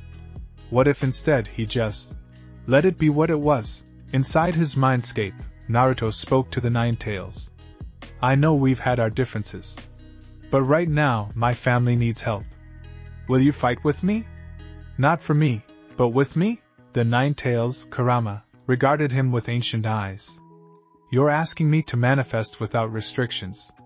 You understand what that means? I won't hold back. I won't be gentle. I'm not asking you to be gentle. I'm asking you to be you. Kurama grinned, showing all his teeth. Finally. A request I can get behind. The change was immediate. Naruto's body erupted with chakra, but it wasn't the controlled, directed power he usually used. This was raw primal, the full manifestation of a tailed beast's fury unbound by human limitations. The Otsutsuki woman's expression shifted from calm superiority to something approaching alarm. That's not possible. Tailed beasts are supposed to be bound by the same laws. Tailed beasts existed before your laws. Kurama's voice emerged from Naruto, layered with the boy's own. We were here when this world was young. Your imposed rules mean nothing to us. The battle resumed, but different now. Kurama's power didn't follow the normal patterns of chakra manipulation. It was pure force, pure will, reshaping reality through nothing more than the refusal to accept limitations. And it was working. 2 more Otsutsuki fell, overwhelmed by power that operated outside the framework they'd established. The others began to retreat, clearly not prepared for an opponent that simply ignored their reality manipulation. But the woman, their leader, clearly wasn't retreating. She was preparing something. Kushina could see it, feel it. A technique that would target not them, but the children in their bunker. She's tracking the swap seals, Hinata called out, her Byakugan perceiving what others couldn't. She's going to open a portal directly into the bunker. The dimensional anchors should prevent that, Konan said. Not if she's powerful enough to overwrite them, Sasuke countered. And she clearly is. Kushina felt time slow down. She saw the decision point approaching, the moment where everything would be decided. The Otsutsuki leader was gathering power, preparing to tear through their defenses and reach the children. Kurama was fighting the other Otsutsuki, buying them time but unable to reach the leader quickly enough. Someone needed to stop her. And there was only one technique Kushina knew that could do it, one she'd hoped never to use, but had prepared for this exact scenario. The dead demon consuming seal. The same technique Minato had used to seal the Nine Tails. The technique that required the user's life as payment. Kushina, no, Naruto said, somehow knowing what she was thinking. Don't you dare. I love you, Kushina said simply. All of you. Take care of each other. And tell the children about me when they're old enough to understand. Mom, please. But Kushina was already moving, her hands forming seals she'd memorized but never performed. The Shinigami appeared behind her, invisible to most but clearly visible to those with spiritual sight. The Otsutsuki leader saw it too, and her expression shifted to genuine fear. You're insane, the Otsutsuki woman said. That technique will kill you. Your soul will be devoured. I know, Kushina said. But it will take yours with it. And that's a trade I'm willing to make. The dead demon consuming seal activated. Kushina felt the Shinigami's cold hand plunge into her chest, extracting her soul even as it reached for the Otsutsuki leader. The woman tried to flee, to open a portal, to escape. But the Shinigami's grasp was absolute. This isn't over, the Otsutsuki leader hissed as her soul was pulled from her body. Others will come. Your children will still be harvested, then they'll deal with it together, Kushina said, her voice already fading. Because that's what family does. The sealing completed. Both souls, Kushina's and the Otsutsuki leaders, were consumed by the Shinigami, trapped forever in its stomach. The Otsutsuki leader's body collapsed, lifeless. And Kushina felt herself falling, the world growing distant. She heard voices screaming, Naruto, the wives, even Kurama. But they sounded so far away. Her last thought before darkness claimed her was simple: they're safe. The children are safe. It was worth it. Naruto caught Kushina's body before it hit the ground. Her eyes were closed, her skin already growing cold. The Uzumaki vitality that had kept her alive through the Nine-Tails extraction years ago couldn't save her from the dead demon-consuming seal. No, he whispered. Then, louder, no! Mom, stay with me. Mom! Sakura was there immediately, checking for vital signs she knew she wouldn't find. She's gone, Naruto. The seal took her soul. There's nothing I can do. There has to be something.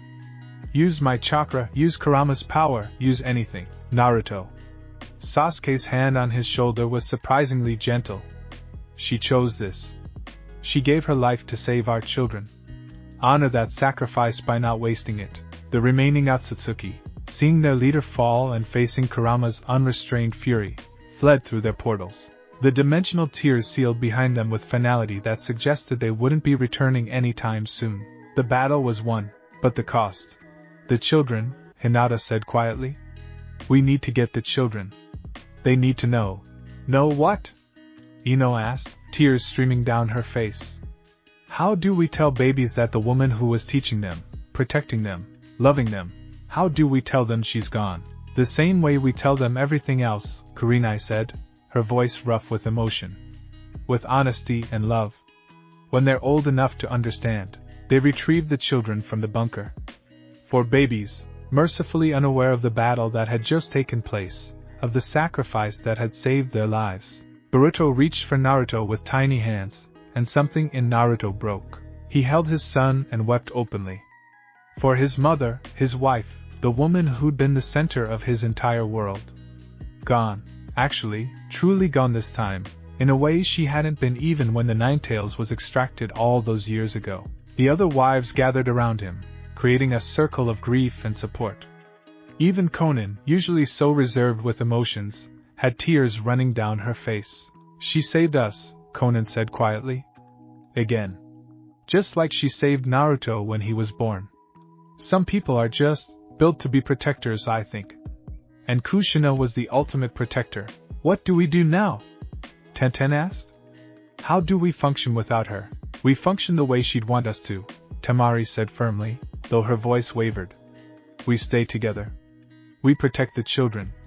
We honor her memory by being the family she believed we could be. The funeral was held 3 days later. It seemed like the entire village attended.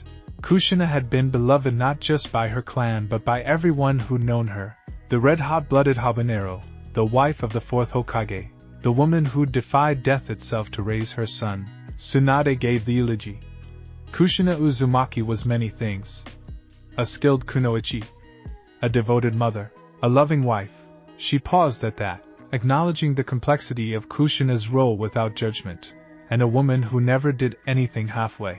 She lived fiercely, loved fiercely, and died fiercely, giving everything to protect those she cared about. She once told me, Tsunade continued, that she'd survived the Nine-Tails extraction through sheer stubbornness. That the Uzumaki clan's whole identity was built on refusing to give up, refusing to die, refusing to accept limitations. Today, she proved that one final time. She chose her death, chose her sacrifice, and in doing so, saved countless lives. Each of the wives spoke. Hinata talked about how Kushina had welcomed her into the family without judgment, had taught her sealing techniques with patience and kindness. Sakura spoke of Kushina's strength, both physical and emotional. Ino mentioned how Kushina had mediated their arguments, always knowing exactly what to say to defuse tension. Tenten praised her brilliance with seals and her willingness to teach. Temari spoke of her strategic mind and practical wisdom. Karin thanked her for making Mirai feel like she had multiple mothers. And Conan's voice broke as she spoke. Kushina gave me something I thought I'd lost forever, a chance at redemption, a place to belong.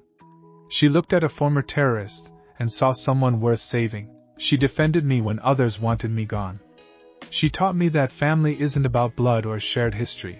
It's about choosing to care for each other, day after day, even when it's hard. Especially when it's hard. Naruto spoke last. My mom, she was everything. For 18 years, she was the only family I had. She raised me, trained me, protected me from a village that feared the nine tails inside me. Then, when our relationship changed, when it became something society didn't approve of, she didn't back down. She loved me, all of us, with a courage most people don't possess. His voice cracked. She taught me that family isn't about fitting into society's boxes. It's about finding people you want to protect, people you want to grow with, people you'd give anything for. She built this family. She held us together when we were falling apart. And in the end, she gave her life to keep us safe. I don't know how to be who I am without her, Naruto admitted, tears flowing freely. But I'm going to try. Because that's what she'd want. She'd want me to keep being a father to our children, a husband to my wives, a leader to our clan. So that's what I'll do. In her memory. In her honor, they buried her in the Uzumaki compound, under a cherry tree she'd planted when Boruto was born. The headstone was simple: Kushina Uzumaki, beloved mother, wife, and protector. Her sacrifice saved us all. The first month after Kushina's death was the hardest. The compound felt empty without her presence. Naruto wandered the halls at night, unable to sleep, half expecting to find her in the sealing workshop, or the kitchen, or one of the dozen other places she'd always been. The babies cried more, as if sensing something fundamental had changed. Boruto in particular seemed to know something was wrong, reaching for Kushina whenever Naruto held him, as if searching for the grandmother who'd been teaching him to channel chakra through play. The other wives tried to fill the gap Kushina had left, but it was impossible. She'd been the glue holding them together, the mediator of conflicts, the source of wisdom and stability. We're falling apart, Ino said during a family meeting 2 weeks after the funeral. We're trying, but without Kushina. We need to be honest about what we're feeling, Sakura said. Suppressing grief isn't healthy. For any of us. I feel angry, Temari admitted. Angry that she chose to sacrifice herself. I know it was necessary. I know it saved the children.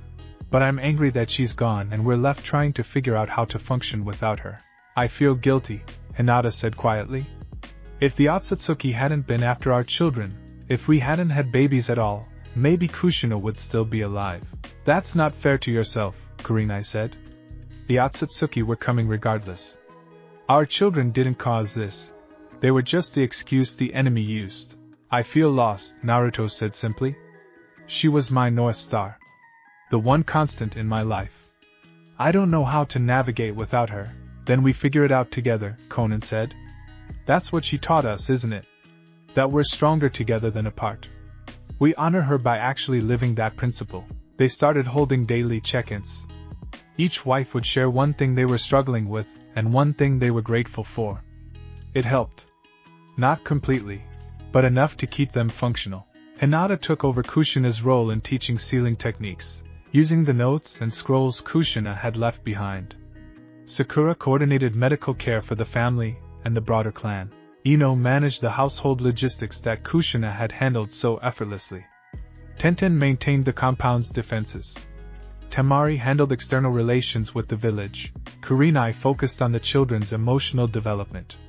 And Conan became the keeper of Kushina's memory, collecting stories and making sure her legacy lived on. Naruto threw himself into training and clan leadership. It was easier to stay busy than to sit still and feel the grief. But his wives noticed the toll it was taking. You need to rest, Sakura said one evening, finding him in the training yard at midnight. I can't. Every time I close my eyes, I see her falling. I hear her last words. His voice broke. I failed her, Sakura. I should have stopped her from using that technique. I should have found another way. There was no other way, Sakura said firmly. Kushina analyzed the situation in seconds, and made the choice that saved the most lives. That's who she was, a protector, first and always. You didn't fail her. You gave her a family worth protecting. I I miss her so much. We all do. But she wouldn't want you destroying yourself with guilt. She'd want you taking care of our children, taking care of us, taking care of yourself. So please, Naruto. Rest. Grieve. Let us help you. Slowly, painfully, they learned to function without Kushina. They adapted responsibilities, developed new rhythms, found ways to support each other that didn't rely on one person holding everything together. But some things couldn't be replaced. 3 months after Kushina's death, Sakura made a discovery that changed everything. She'd been going through Kushina's personal belongings, trying to organize them for safekeeping, when she found a sealed scroll hidden in a secret compartment of Kushina's desk. The scroll was marked with Uzumaki clan symbols and addressed to my family, to be opened if I fall. Sakura called everyone together. With shaking hands, she broke the seal and unrolled the scroll. Kushina's handwriting filled the pages. A letter written months ago, apparently, when she'd first started preparing the forbidden techniques she might need to use. If you're reading this, I'm gone. And I'm sorry. I know you're grieving, and I know this is hard. But I need you to understand something important. I made this choice with clear eyes and full knowledge of the cost. The dead demon consuming seal doesn't frighten me. It's the same technique Minato used to save the village and seal the Nine Tails into Naruto. If I have to die the same way he did, protecting the people I love, then I consider that an honor. But this isn't just a goodbye letter. I have information you need. I've been researching the Otsutsuki since the first attack. And I discovered something in the ancient Uzumaki texts that I didn't share with anyone. The dead demon consuming seal doesn't just trap souls in the Shinigami's stomach. It stores them in a liminal space, not alive, not dead, but waiting. Minato's soul has been there for 18 years. And if you can reach that space, if you can bargain with the Shinigami, there's a theoretical way to release the trapped souls. Not back to life, that's impossible. But into the Pure Land, where they can finally rest. I'm telling you this not because I expect you to attempt to rescue, but because one day, far in the future, you might have the power and knowledge to give Minato and me peace. Don't rush this. Don't risk yourselves. But know that it's possible. Now, for the important part, how to move forward without me. Naruto, my son, my love, you're going to blame yourself. I know you. You're going to think you should have stopped me or found another way. Stop it. I made this choice freely, and I'd make it again. Your job now is to be the father our children need and the husband your wives deserve. You don't have to be perfect. You just have to keep trying. To my sister wives, I always liked that term, even if we never used it much. You are the best family I could have imagined. Each of you brought something unique and valuable to our clan. Hinata's gentle strength, Sakura's brilliant mind, Ino's fierce loyalty, Tenten's steady reliability, Temari's strategic wisdom, Kurenai's nurturing spirit, Konan's hard-won redemption. Together you are unstoppable. Don't let my death fracture what we built. Hinata, continue teaching sealing techniques. You have a natural talent for it, and the clan needs that knowledge preserved. Sakura, you're the logical choice for medical coordination. But don't forget to take care of yourself too. Ino, your organizational abilities are severely underrated. Use them. Help keep the household functioning. Tenten, maintain our defenses. I know it's tedious work, but it's crucial. Temari, be the bridge between our clan and the village. Your diplomatic skills are invaluable. Kurenai, guide the children's emotional development. They're going to need that, especially without me. Konan, keep my memory alive. Tell them stories about the stubborn woman who refused to die when the Nine Tails was extracted, who built an unconventional family, who loved fiercely until the very end. And to all of you, raise the children to be proud of their heritage. Teach them about the Uzumaki clan, about perseverance and creativity and refusing to give up, but also teach them about love, about family that transcends blood, about protecting those who can't protect themselves. I have one more thing to share. Something I didn't tell anyone while alive because it complicated an already complex situation. I was pregnant. The room went completely silent. Everyone stared at the scroll in shock, just barely. Maybe 6 weeks along when I used the dead demon consuming seal. I found out 2 weeks before the Otsutsuki trap was sprung, And I made the conscious choice not to tell anyone because I knew it might make people try to stop me from doing what needed to be done. I'm sorry. I know this makes my death even more painful. But I want you to understand, I weighed a potential life against 4 actual lives: Boruto, Sarada, Inogen, and Aim. The choice was clear. I don't regret it. And I hope, someday, you can forgive me for it. Live well. Love each other. And remember that sometimes, the greatest strength is choosing what to protect, even when it costs you everything. With all my love, Kushina. P.S. Naruto. I hid your birthday present for next year in the ceiling workshop, behind the false wall panel on the east side. I know it's early, but I couldn't risk leaving you without one. Don't open it until your actual birthday, or I'll haunt you. The letter ended there. For a long moment, no one spoke. Then Naruto made a sound, somewhere between a laugh and a sob. She was pregnant. She knew she was pregnant, and she still chose to sacrifice herself. That's the most Kushina thing I've ever heard, Ino said, tears streaming down her face.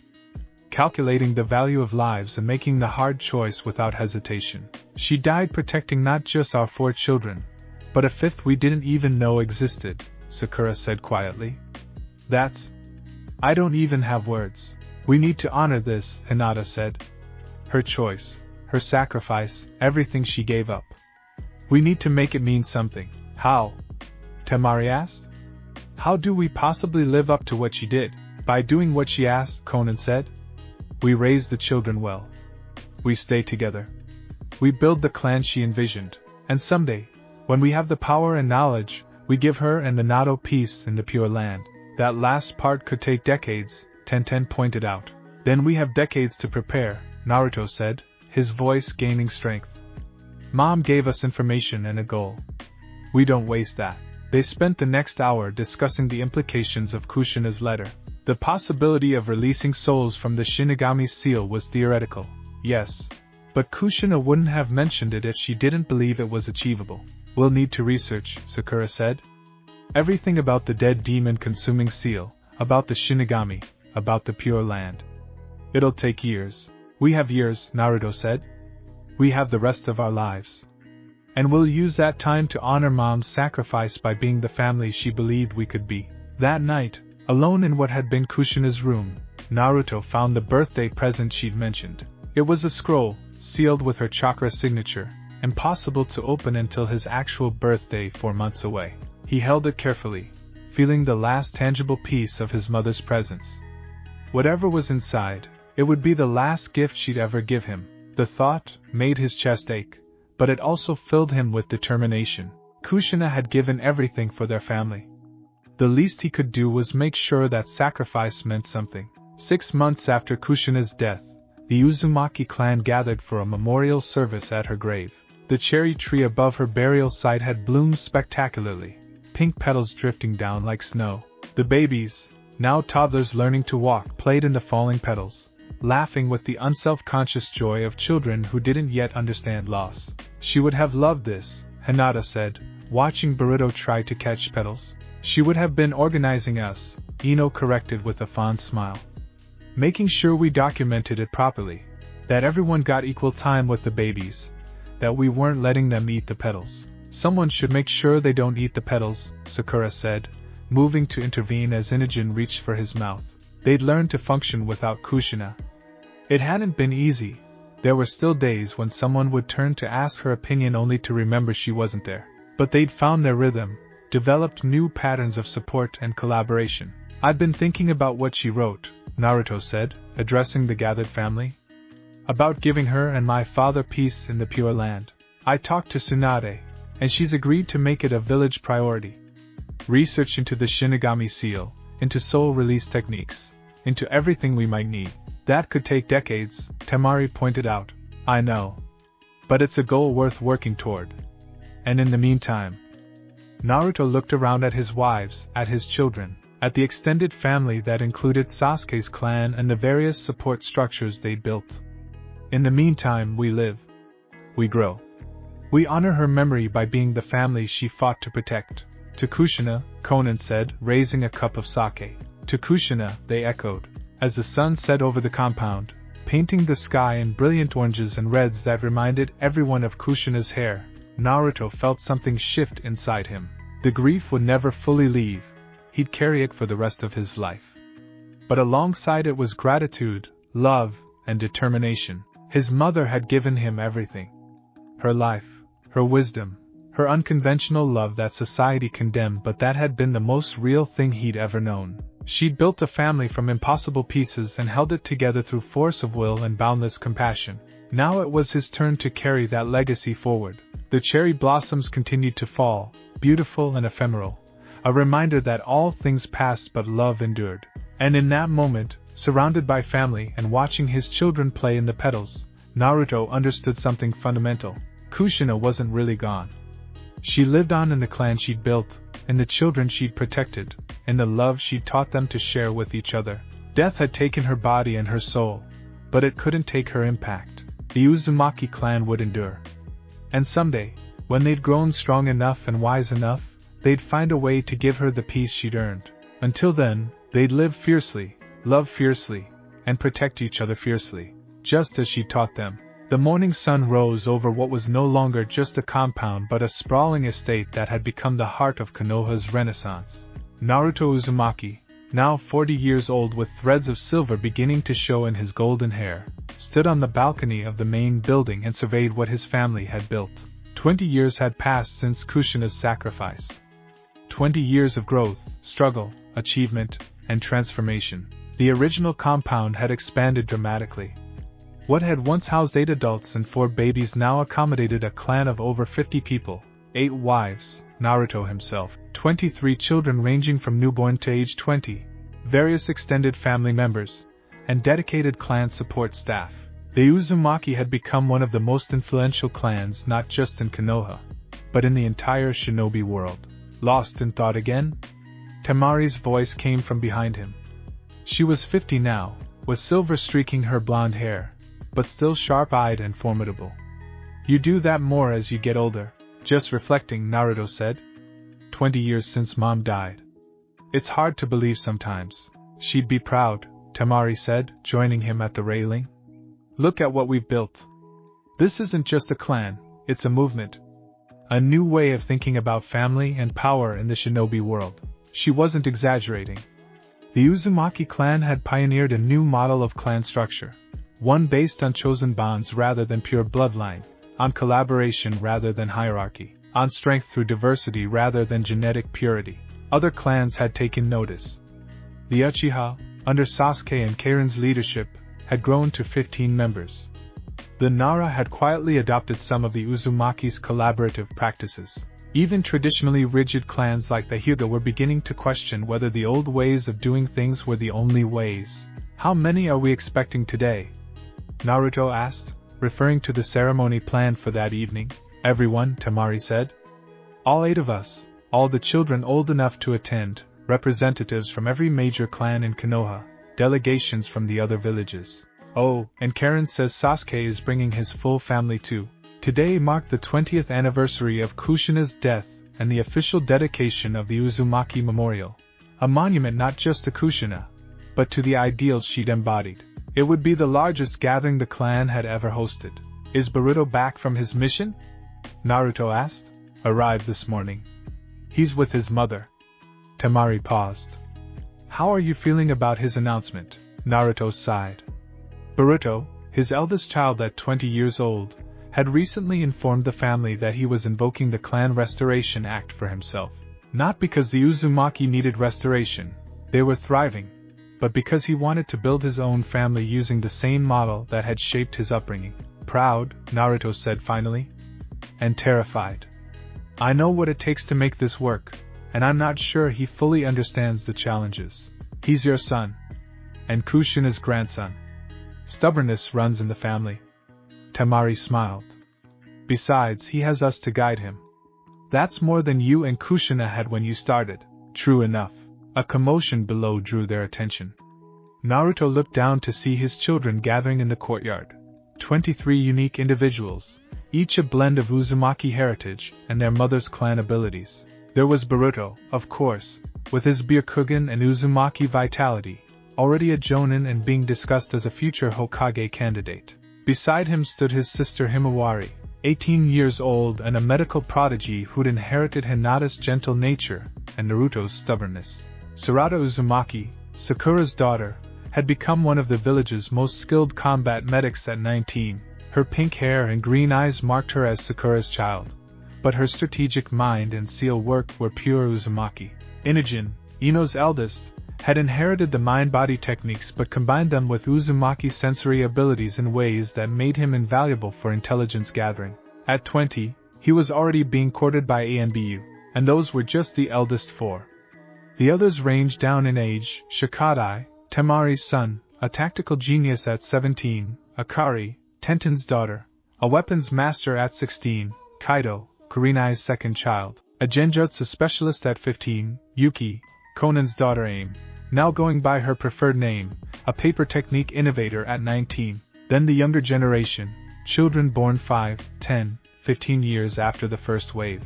Each pregnancy carefully planned, each birth celebrated, each child raised communally as clan offspring rather than belonging to any single mother. They're all here, Hinata said, appearing beside Naruto. At 41, she still moved with the grace of a Hyuga but with a confidence she'd lacked in her youth. Even Koji came back from his apprenticeship with the monks. Koji was Hinata's third child, 14 years old and deeply spiritual.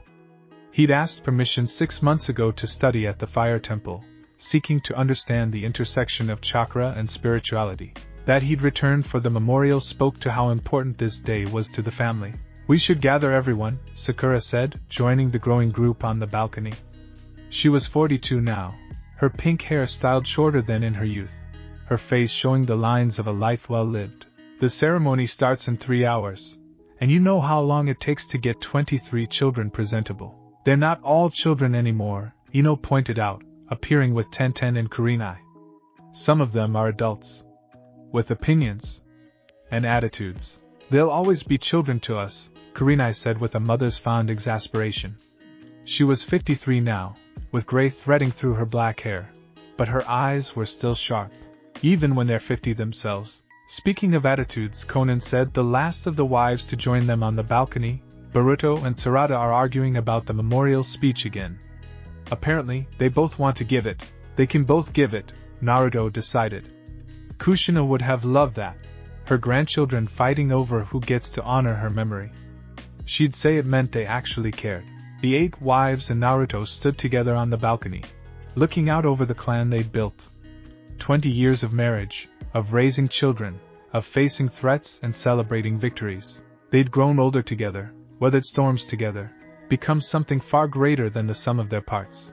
"She should be here," Hinata said quietly, voicing what they were all thinking. "Kushina should be here to see this." "She is here," Konan said. "In every seal we teach, every value we pass on, every time we choose compassion over convention. She's always been here." The Uzumaki Great Hall, a massive structure built 15 years ago, when the clan outgrew the original compound, filled with clan members preparing for the evening ceremony. Boruto stood at the center, going over his speech notes, while his siblings offered unsolicited advice. "You should mention her sealing techniques," Himawari suggested. "That's what she was known for. Everyone knows about her sealing techniques," Sarada countered. "He should focus on her role in building the family. That's the real legacy." "Why not both?" Inujin asked. "It's not like we're limited to 5 minutes. We're supposed to keep it concise," Boruto said, frustration evident in his voice. "Dad's orders. No one wants to listen to us drone on for an hour." "Speak for yourself," a new voice interjected. They turned to see Shikadai lounging against a pillar, his posture the perfect imitation of his uncle Shikamaru's lazy sprawl. "I could talk about grandmother Kushina's strategic brilliance for hours. Did you know she once designed a defensive seal that predicted 17 different attack vectors and countered them all simultaneously?" "Of course we know," Akari said, rolling her eyes. "We've all studied her work. We've all heard the stories. We grew up in her shadow even though she died before most of us were born." "Is that how you feel?" Himawari asked softly. "Like we're in her shadow?" Akari paused, then shrugged. "Sometimes. She's this legendary figure, the woman who survived the impossible, built an impossible family, and died a hero. How do we live up to that? We don't, Boruto said firmly. We're not supposed to live up to grandmother Kushina. We're supposed to live as ourselves, shaped by her values but not constrained by her legend. Easy for you to say, Yuki said. You're Boruto Uzumaki, the golden child. Perfect Byakugan, perfect chakra control, perfect everything. The rest of us are just trying to find our own identities. Perfect? Boruto laughed bitterly. You think having everyone compare me to my father and grandmother constantly is perfect? I can't take a single step without someone evaluating whether it's what Naruto or Kushina would have done. The younger children watched this exchange with wide eyes. They'd grown up idolizing their older siblings, not realizing the pressure that came with being an Uzumaki. This is stupid, Sarada said, cutting through the building tension. We're arguing about who has it harder when we should be preparing to honor the woman who made all of this possible. Grandmother Kushina didn't sacrifice herself so we could spend our lives complaining about living up to her legacy. Sarada's right, Himawari agreed. And you know what I think? I think grandmother would tell us to stop overthinking and just be authentic. She was always about authentic emotion, even when it was messy or unconventional. She married her own son, Koji pointed out. I don't think she cared much about conventional. Exactly, Inogen said. So why are we trying to fit ourselves into conventional boxes? We're Uzumaki. Our whole clan is built on the principle that convention is optional. Some conventions exist for good reasons, a new voice said. They all turned to see Karin entering the hall, flanked by two of her children with Sasuke, Sakumo, named after Kakashi's father, at 17, and Izumi, named after a deceased Uchiha, at 15, and Karin. Boruto greeted her. We didn't know you'd arrived already. Your father sent word that there was some kind of sibling conflict brewing, Karin said with a knowing smile. He thought an outside perspective might help. We're fine, Sarada said quickly. Just working through some things. About legacy and expectations? Karin asked. Because I might have some experience with that. Being the wife of Sasuke Uchiha and trying to rebuild a clan associated with tragedy and genocide. Yeah. I know a little about impossible legacies. She gestured for them to sit, and they did, forming a circle in the great hall. Even the younger children joined, sensing this was important. Here's what I've learned, Karin said. Legacies are gifts and burdens simultaneously. Kushina left you an incredible gift, a family structure that works, values worth preserving, techniques worth mastering. But she also left you a burden, the weight of her sacrifice, the impossibility of matching her legend. So how do we handle that? Boruto asked. By accepting both. You honor the gift by preserving what matters, the family bonds, the collaborative spirit, the refusal to let convention limit you, and you handle the burden by acknowledging that you're not Kushina. You're yourselves. And that's not only okay, it's necessary. Kushina created something unprecedented, Karin continued. But if all you do is preserve it exactly as she made it, you're not honoring her spirit, you're creating a museum. She'd want you to build on what she started, to adapt it, to make it yours. Even if that means changing some things she established. Like Boruto wanting to invoke the Clan Restoration Act for himself, Sarada said, glancing at her brother. Exactly like that. Kushina helped Naruto build a polygamous family. That doesn't mean Boruto has to do the same. Maybe his version looks different. Maybe he creates something entirely new. As long as the core values remain, family, loyalty, protection, refusing to accept limitations, he's honoring her legacy. The children were quiet, processing this. Finally, Himawari spoke. Thank you, Aunt Karin. That helps. Good. Now get ready for the ceremony. And Boruto? Sarada? You're both giving speeches. Kushina would have loved the competition. As Karin left, the children dispersed to prepare. But there was a new energy among them, less anxiety, more purpose. She's right, Boruto said to Sarada. Grandmother wouldn't want us paralyzed by trying to live up to her. She'd want us living authentically. So your clan restoration plan, Sarada prompted, is mine, not hers. And that's okay. Yeah, Sarada agreed. It is. As evening fell, the Uzumaki estate transformed. Thousands of lanterns lit the grounds, creating a warm glow that made the whole compound feel magical.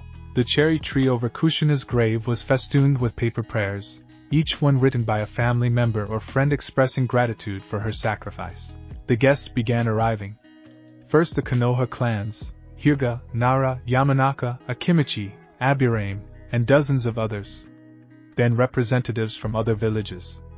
The current Kazakage, Gaara's successor. The Mizukage. Even a delegation from Cloud, the village Kushina had once viewed with suspicion. "This is incredible," Tsunade said, finding Naruto in the crowd. She was 75 now, officially retired as Hokage but still the village's most respected elder. Kushina would have been stunned to see this many people gathering in her honor. She'd have said it was too much fuss, Naruto replied with a smile. Then she'd have made sure everyone had enough food and was properly welcomed. That was her way. Complain about attention while making sure everyone felt included. She was special, Tsunade agreed. "I've known a lot of extraordinary people in my life, Naruto. But Kushina was truly unique. The way she loved, the way she fought, the way she refused to accept limitations. There's never been anyone quite like her. And there won't be again, no. But that's okay. The world doesn't need another Kushina. It needs the family she created to keep embodying her values. Which, from what I can see, you're all doing beautifully." The ceremony began as the sun set completely. The family gathered around Kushina's grave, with the guests forming larger circles beyond them. Naruto spoke first, his voice carrying across the assembled crowd. 20 years ago today, my mother gave her life to protect our family. She used the dead demon consuming seal. The same technique my father used to save the village when I was born. To stop an enemy who would have stolen our children and destroyed everything we built. He paused, emotion thick in his voice. Kushina Uzumaki was many things. A skilled shinobi. A devoted mother. A loving wife. He acknowledged the still controversial nature of their relationship without apology. And a woman who never did anything halfway. When she loved completely. When she fought with everything she had. And when she died protecting the people she cared about most. But this memorial isn't just about grief. It's about celebrating what she built. This family, this clan, this new way of thinking about what bonds matter and how strength is measured. Kushina proved that family isn't about blood alone. It's about choice, about commitment, about choosing to care for each other every single day. 23 children call the Uzumaki clan home now. 23 unique individuals, each combining different bloodlines and abilities, each raised to understand that their strength comes from collaboration, not domination. That's Kushina's legacy, not just the children themselves, but the values they embody. Naruto stepped back, and Boruto came forward. The eldest grandchild, tall and confident, with his grandmother's red hair streaking through his blonde. "I never met Grandmother Kushina," Boruto began. "She died when I was an infant. But I've been shaped by her my entire life. Every seal I learned, she designed or improved. Every story about courage and determination, she was the example. Every time my parents explained why our family structure is the way it is, they referenced her choices and her sacrifices. For a long time, I resented that. I wanted to be my own person, not defined by a legend I never knew. But I've come to understand something important. Honoring a legacy doesn't mean copying it. It means understanding the values behind it and applying them to your own life." Grandmother Kushina believed in family beyond blood. She believed in loving fiercely and protecting completely. She believed that conventions were guidelines, not laws, and that doing the right thing mattered more than doing the approved thing. Those values, those are worth preserving. Those are worth building on. Sarada spoke next, her voice clear and strong. "The medical texts say what Grandmother Kushina did was impossible. The Nine Tails extraction should have killed her. The dead demon consuming seal should have been beyond her capabilities. She did the impossible repeatedly, not through special techniques or unique abilities, but through sheer refusal to accept limitations. That's the legacy I carry forward in my medical work. When someone tells me a patient can't be saved, I remember that Kushina survived the unsurvivable. When a technique seems too complex, I remember that she mastered sealing arts that most couldn't begin to understand. When I'm tired and want to give up, I remember that she never gave up. Not when the village hated her son. Not when society condemned her relationship. Not even when death came calling. One by one, the other children spoke. Each shared how Kushina's legacy shaped their lives, their choices, their understanding of what it meant to be Uzumaki. Then the wives spoke, sharing memories and lessons learned. Hinata talked about Kushina's patience in teaching. Sakura mentioned her analytical brilliance. Ino praised her ability to mediate conflicts. Tenten spoke of her innovative seal designs. Temari discussed her strategic mind. Kurinai shared how Kushina had taught her to be a better mother. Konan, tears streaming down her face, talked about redemption and second chances. As the ceremony concluded, they lit the lanterns. Hundreds of paper lanterns released into the sky, each one carrying a prayer or message for Kushina's spirit. Naruto released the first one, inscribed with simple words, "Thank you, Mom, for everything." The children followed, each releasing their own lanterns with personal messages for the grandmother most had never met, but all had been shaped by. The guests released lanterns too, until the sky was filled with lights drifting upward, like souls ascending to the Pure Land. Standing among his family, watching the lanterns rise, Naruto felt something shift inside him. The grief that had been a constant companion for 20 years didn't disappear. It would never fully disappear, but it transmuted into something else. Gratitude. Pride. Determination. Kushina's sacrifice had bought them 20 years of growth and peace. 20 years to build something unprecedented. 20 years to prove that her vision of family could not only work but thrive. She'd be so proud, Hinata whispered, taking Naruto's hand. Yeah, Naruto agreed, his voice thick with emotion. She would. The day after the memorial ceremony, Sakura called an emergency family meeting. Her expression was a mixture of excitement and trepidation that immediately put everyone on alert. "I've made a breakthrough," she announced without preamble. "In the research into the dead demon-consuming seal. Into releasing souls from the Shinigami's stomach." The room went completely silent. This research had been ongoing for 20 years, but progress had been slow. The Shinigami wasn't a technique or a chakra construct. It was an actual entity, and understanding it required insights that bordered on theology. "What kind of breakthrough?" Naruto asked, his heart suddenly racing. "I've identified a theoretical pathway to communicate with the Shinigami," Sakura said.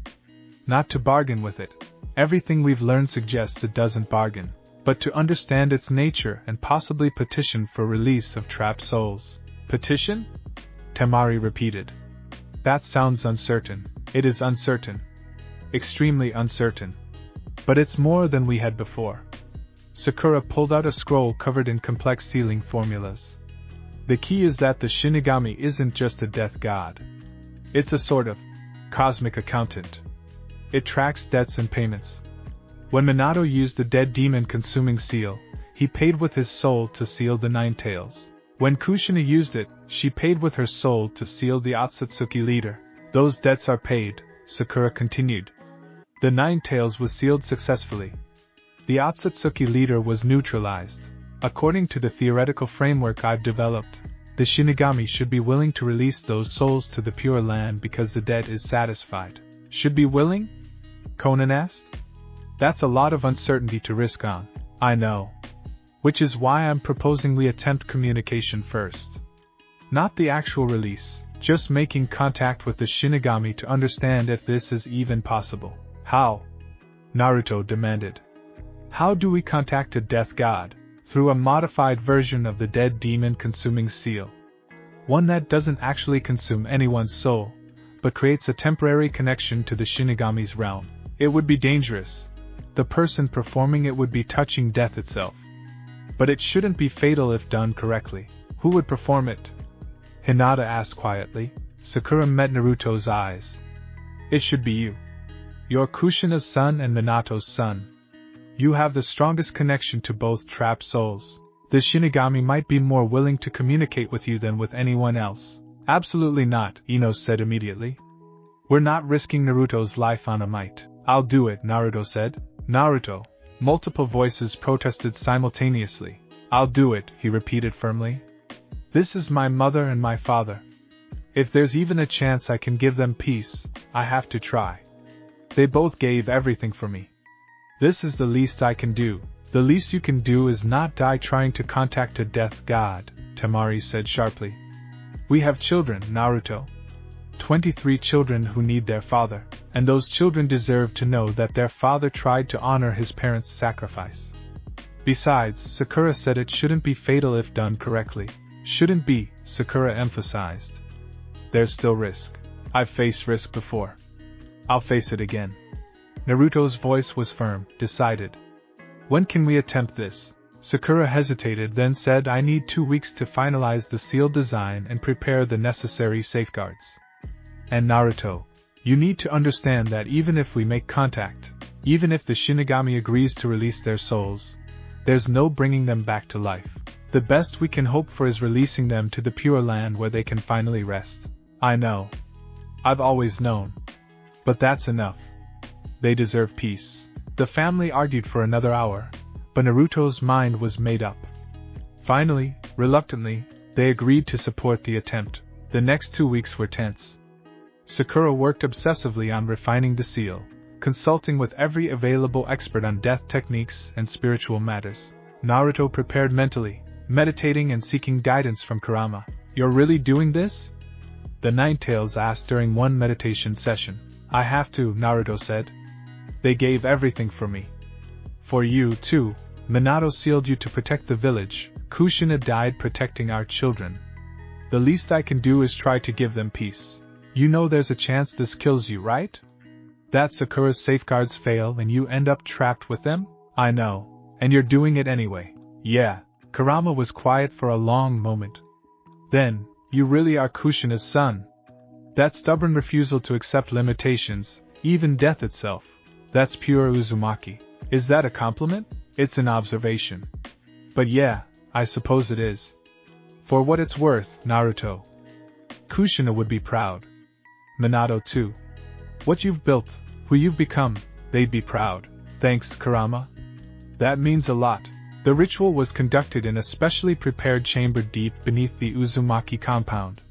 Ceiling arrays covered every surface, designed to contain spiritual energy and prevent dimensional bleed-through. The 8 wives were present, along with Tsunade, Sasuke, Karin, and several other trusted allies. The children had been barred from attending. If something went wrong, if Naruto didn't survive this, they didn't need to witness it. Naruto knelt at the center of the chamber, his hands already moving through the seal sequence Sakura had taught him. The modified dead demon consuming seal would create a bridge to the Shinigami's realm without actually consuming his soul. In theory. Last chance to back out, Sakura said, her hands glowing with medical chakra, ready to intervene if something went wrong. Not backing out, Naruto said. Let's do this. He completed the final seal, and reality seemed to tear. The Shinigami appeared, not in the chamber, exactly, but overlaid on reality like a semi-transparent film. It was massive, terrifying, an entity that existed in dimensions beyond human comprehension. Its face was expressionless, but its eyes held the weight of countless souls. Naruto felt its attention focus on him, and it was like being crushed by the weight of eternity. Naruto Uzumaki, the Shinigami's voice came from everywhere and nowhere. Son of Minato Namikaze and Kushina Uzumaki, both of whom reside within my stomach. Why do you call me? I?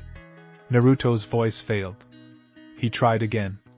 I want to petition for the release of their souls. They fulfilled the bargain they made. Minato sealed the Ninetales successfully. Kushina neutralized the Otsutsuki threat. Their debts are paid. Please let them go to the Pure Land. Let them rest. The Shinigami was silent for what felt like an eternity. Then, their debts are indeed paid. But releasing souls from my stomach is not a simple matter. It requires payment. I'll pay it, Naruto said immediately. Whatever you want, not your soul, the Shinigami interrupted. That would merely add another debt. No. The payment I require is different. What is it? Understanding. Acceptance. The recognition that death is not an enemy to be overcome but a natural conclusion to be accepted. Can you accept that your parents are gone? That even if I release their souls to the Pure Land, you will never speak with them again in this life? Naruto's throat tightened. Yes. I accept that.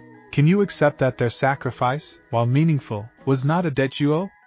That you are not required to live up to their example, only to live authentically as yourself? I can accept that. Can you accept that death will come for you too, eventually?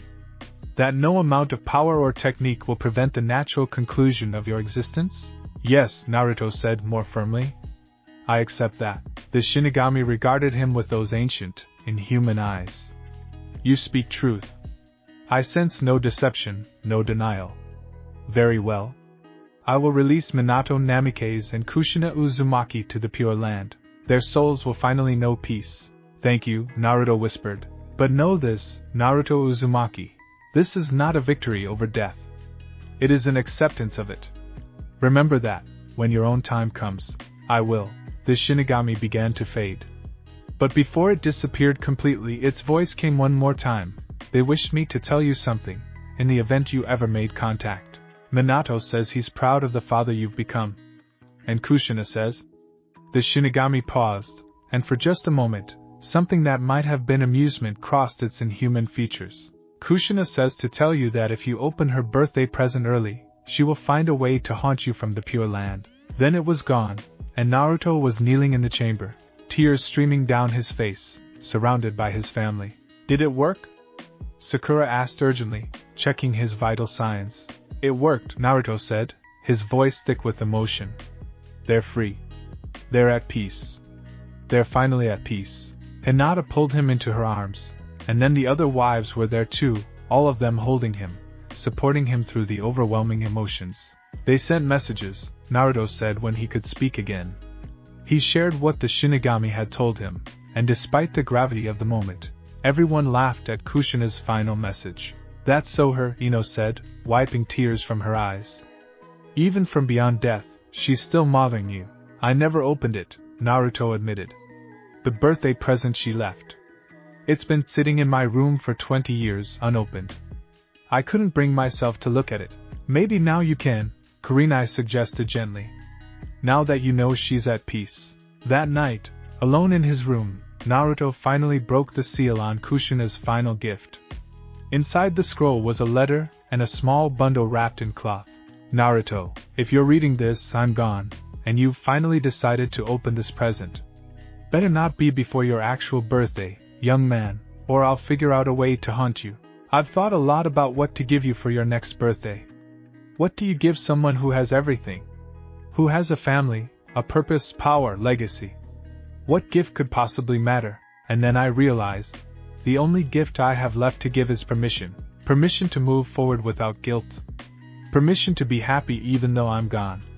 Permission to live your life fully, not as a shrine to my memory but as your own authentic existence. You're going to blame yourself for my death.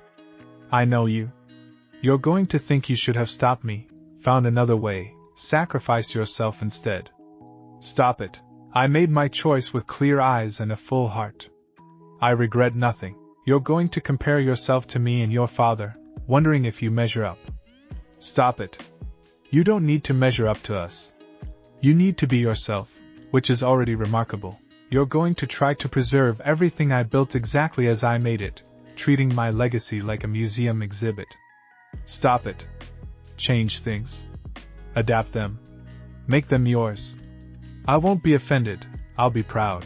The actual physical gift is wrapped in the cloth. It's nothing fancy, just something I made when you were a baby and never got to give you. But I think you'll appreciate it now. I love you, Naruto.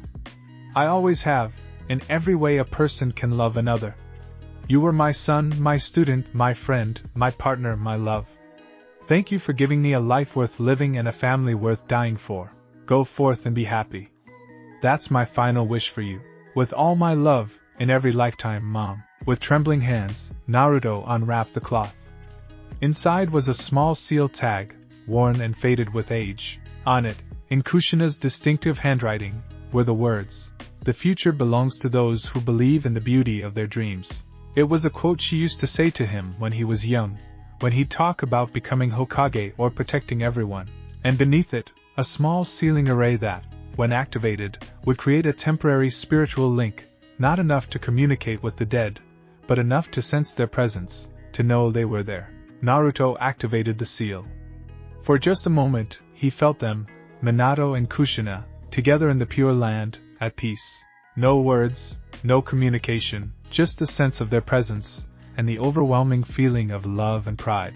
Then the seal faded, its chakra spent after 20 years of waiting. Naruto sat in his room, holding the tag, and let himself cry. Not from grief this time, but from release. From finally letting go of guilt and accepting that Kushina and Minato were at peace. From understanding that his job wasn't to preserve their memory perfectly but to live authentically and build on what they'd started. Tomorrow, he would share this with his family.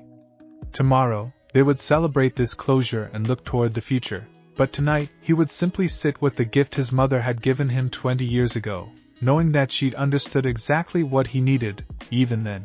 Permission to be happy. Permission to move forward. Permission to live. And that was the greatest gift of all. 10 years later, Naruto Uzumaki, at 50 years old, stood in the same spot where he'd stood 30 years earlier, on the balcony of the Uzumaki compound, looking out over his family's legacy. But the view had changed dramatically. The Uzumaki clan now numbered over 100 members. Boruto had indeed invoked the Clan Restoration Act, marrying 4 women and producing 7 children who were now being raised alongside their cousins. Sarada had married Tsukumo Uchiha, creating another link between the Uzumaki and Uchiha clans. Himawari was in the process of her own clan-building journey. The next generation was taking over, and that was as it should be. Still brooding? Temari asked, joining him at the railing. She was 60 now, her hair fully silver but her spirit as fierce as ever. Not brooding. Reflecting, Naruto corrected. There's a difference, if you say so. They stood in comfortable silence, watching the compound bustle with activity. Children running through the courtyards. Adults training in the practice yards. The everyday chaos of a thriving clan. You know what I think about sometimes? Naruto said eventually. What Mom would think of all this. If she'd approve of the changes we've made, the direction we've taken. She'd approve, Temari said with certainty. Because we're thriving. Because the children are happy and healthy. Because we've built on her foundation rather than just preserving it. Yeah. You're probably right. Of course I'm right. I'm always right. Naruto smiled. Some things never changed. Temari's confidence, Hinata's gentleness, Sakura's brilliance, Ino's fierce loyalty, Tenten's reliability, Kurinai's wisdom, Konan's quiet strength. His wives had become the pillars he leaned on, just as Kushina had intended. Meeting in 10 minutes, Hinata called from the doorway. The grandchildren want to show us their project. Grandchildren, Naruto marveled. When did we get old enough to have grandchildren? When you weren't paying attention, Hinata said with a smile. Come on. They're very excited. The meeting revealed that the third generation, Boruto's children and those of his siblings, had been working on something in secret. They'd compiled all the stories, all the techniques, all the knowledge about Kushina into a comprehensive archive. We wanted to make sure she's never forgotten, Boruto's eldest daughter explained. Even when we're all gone, even centuries from now, people should know about grandmother Kushina and what she built. Naruto felt his throat tighten with emotion. She'd love this. She really would. We know, the girl said. That's why we made it. Looking around at his family, 8 wives who'd chosen to build this life together, 23 children who'd grown into remarkable adults, dozens of grandchildren who were already showing the potential to surpass them all. Naruto understood something fundamental. Kushina's sacrifice hadn't just saved them in that moment. It had bought them time to build something that would outlast all of them. A new way of thinking about family, about power, about what it meant to be strong. The Uzumaki clan would endure for generations.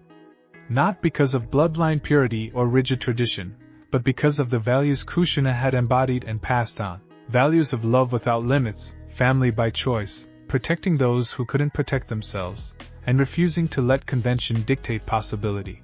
That was her legacy. That was her empire, and it would last forever.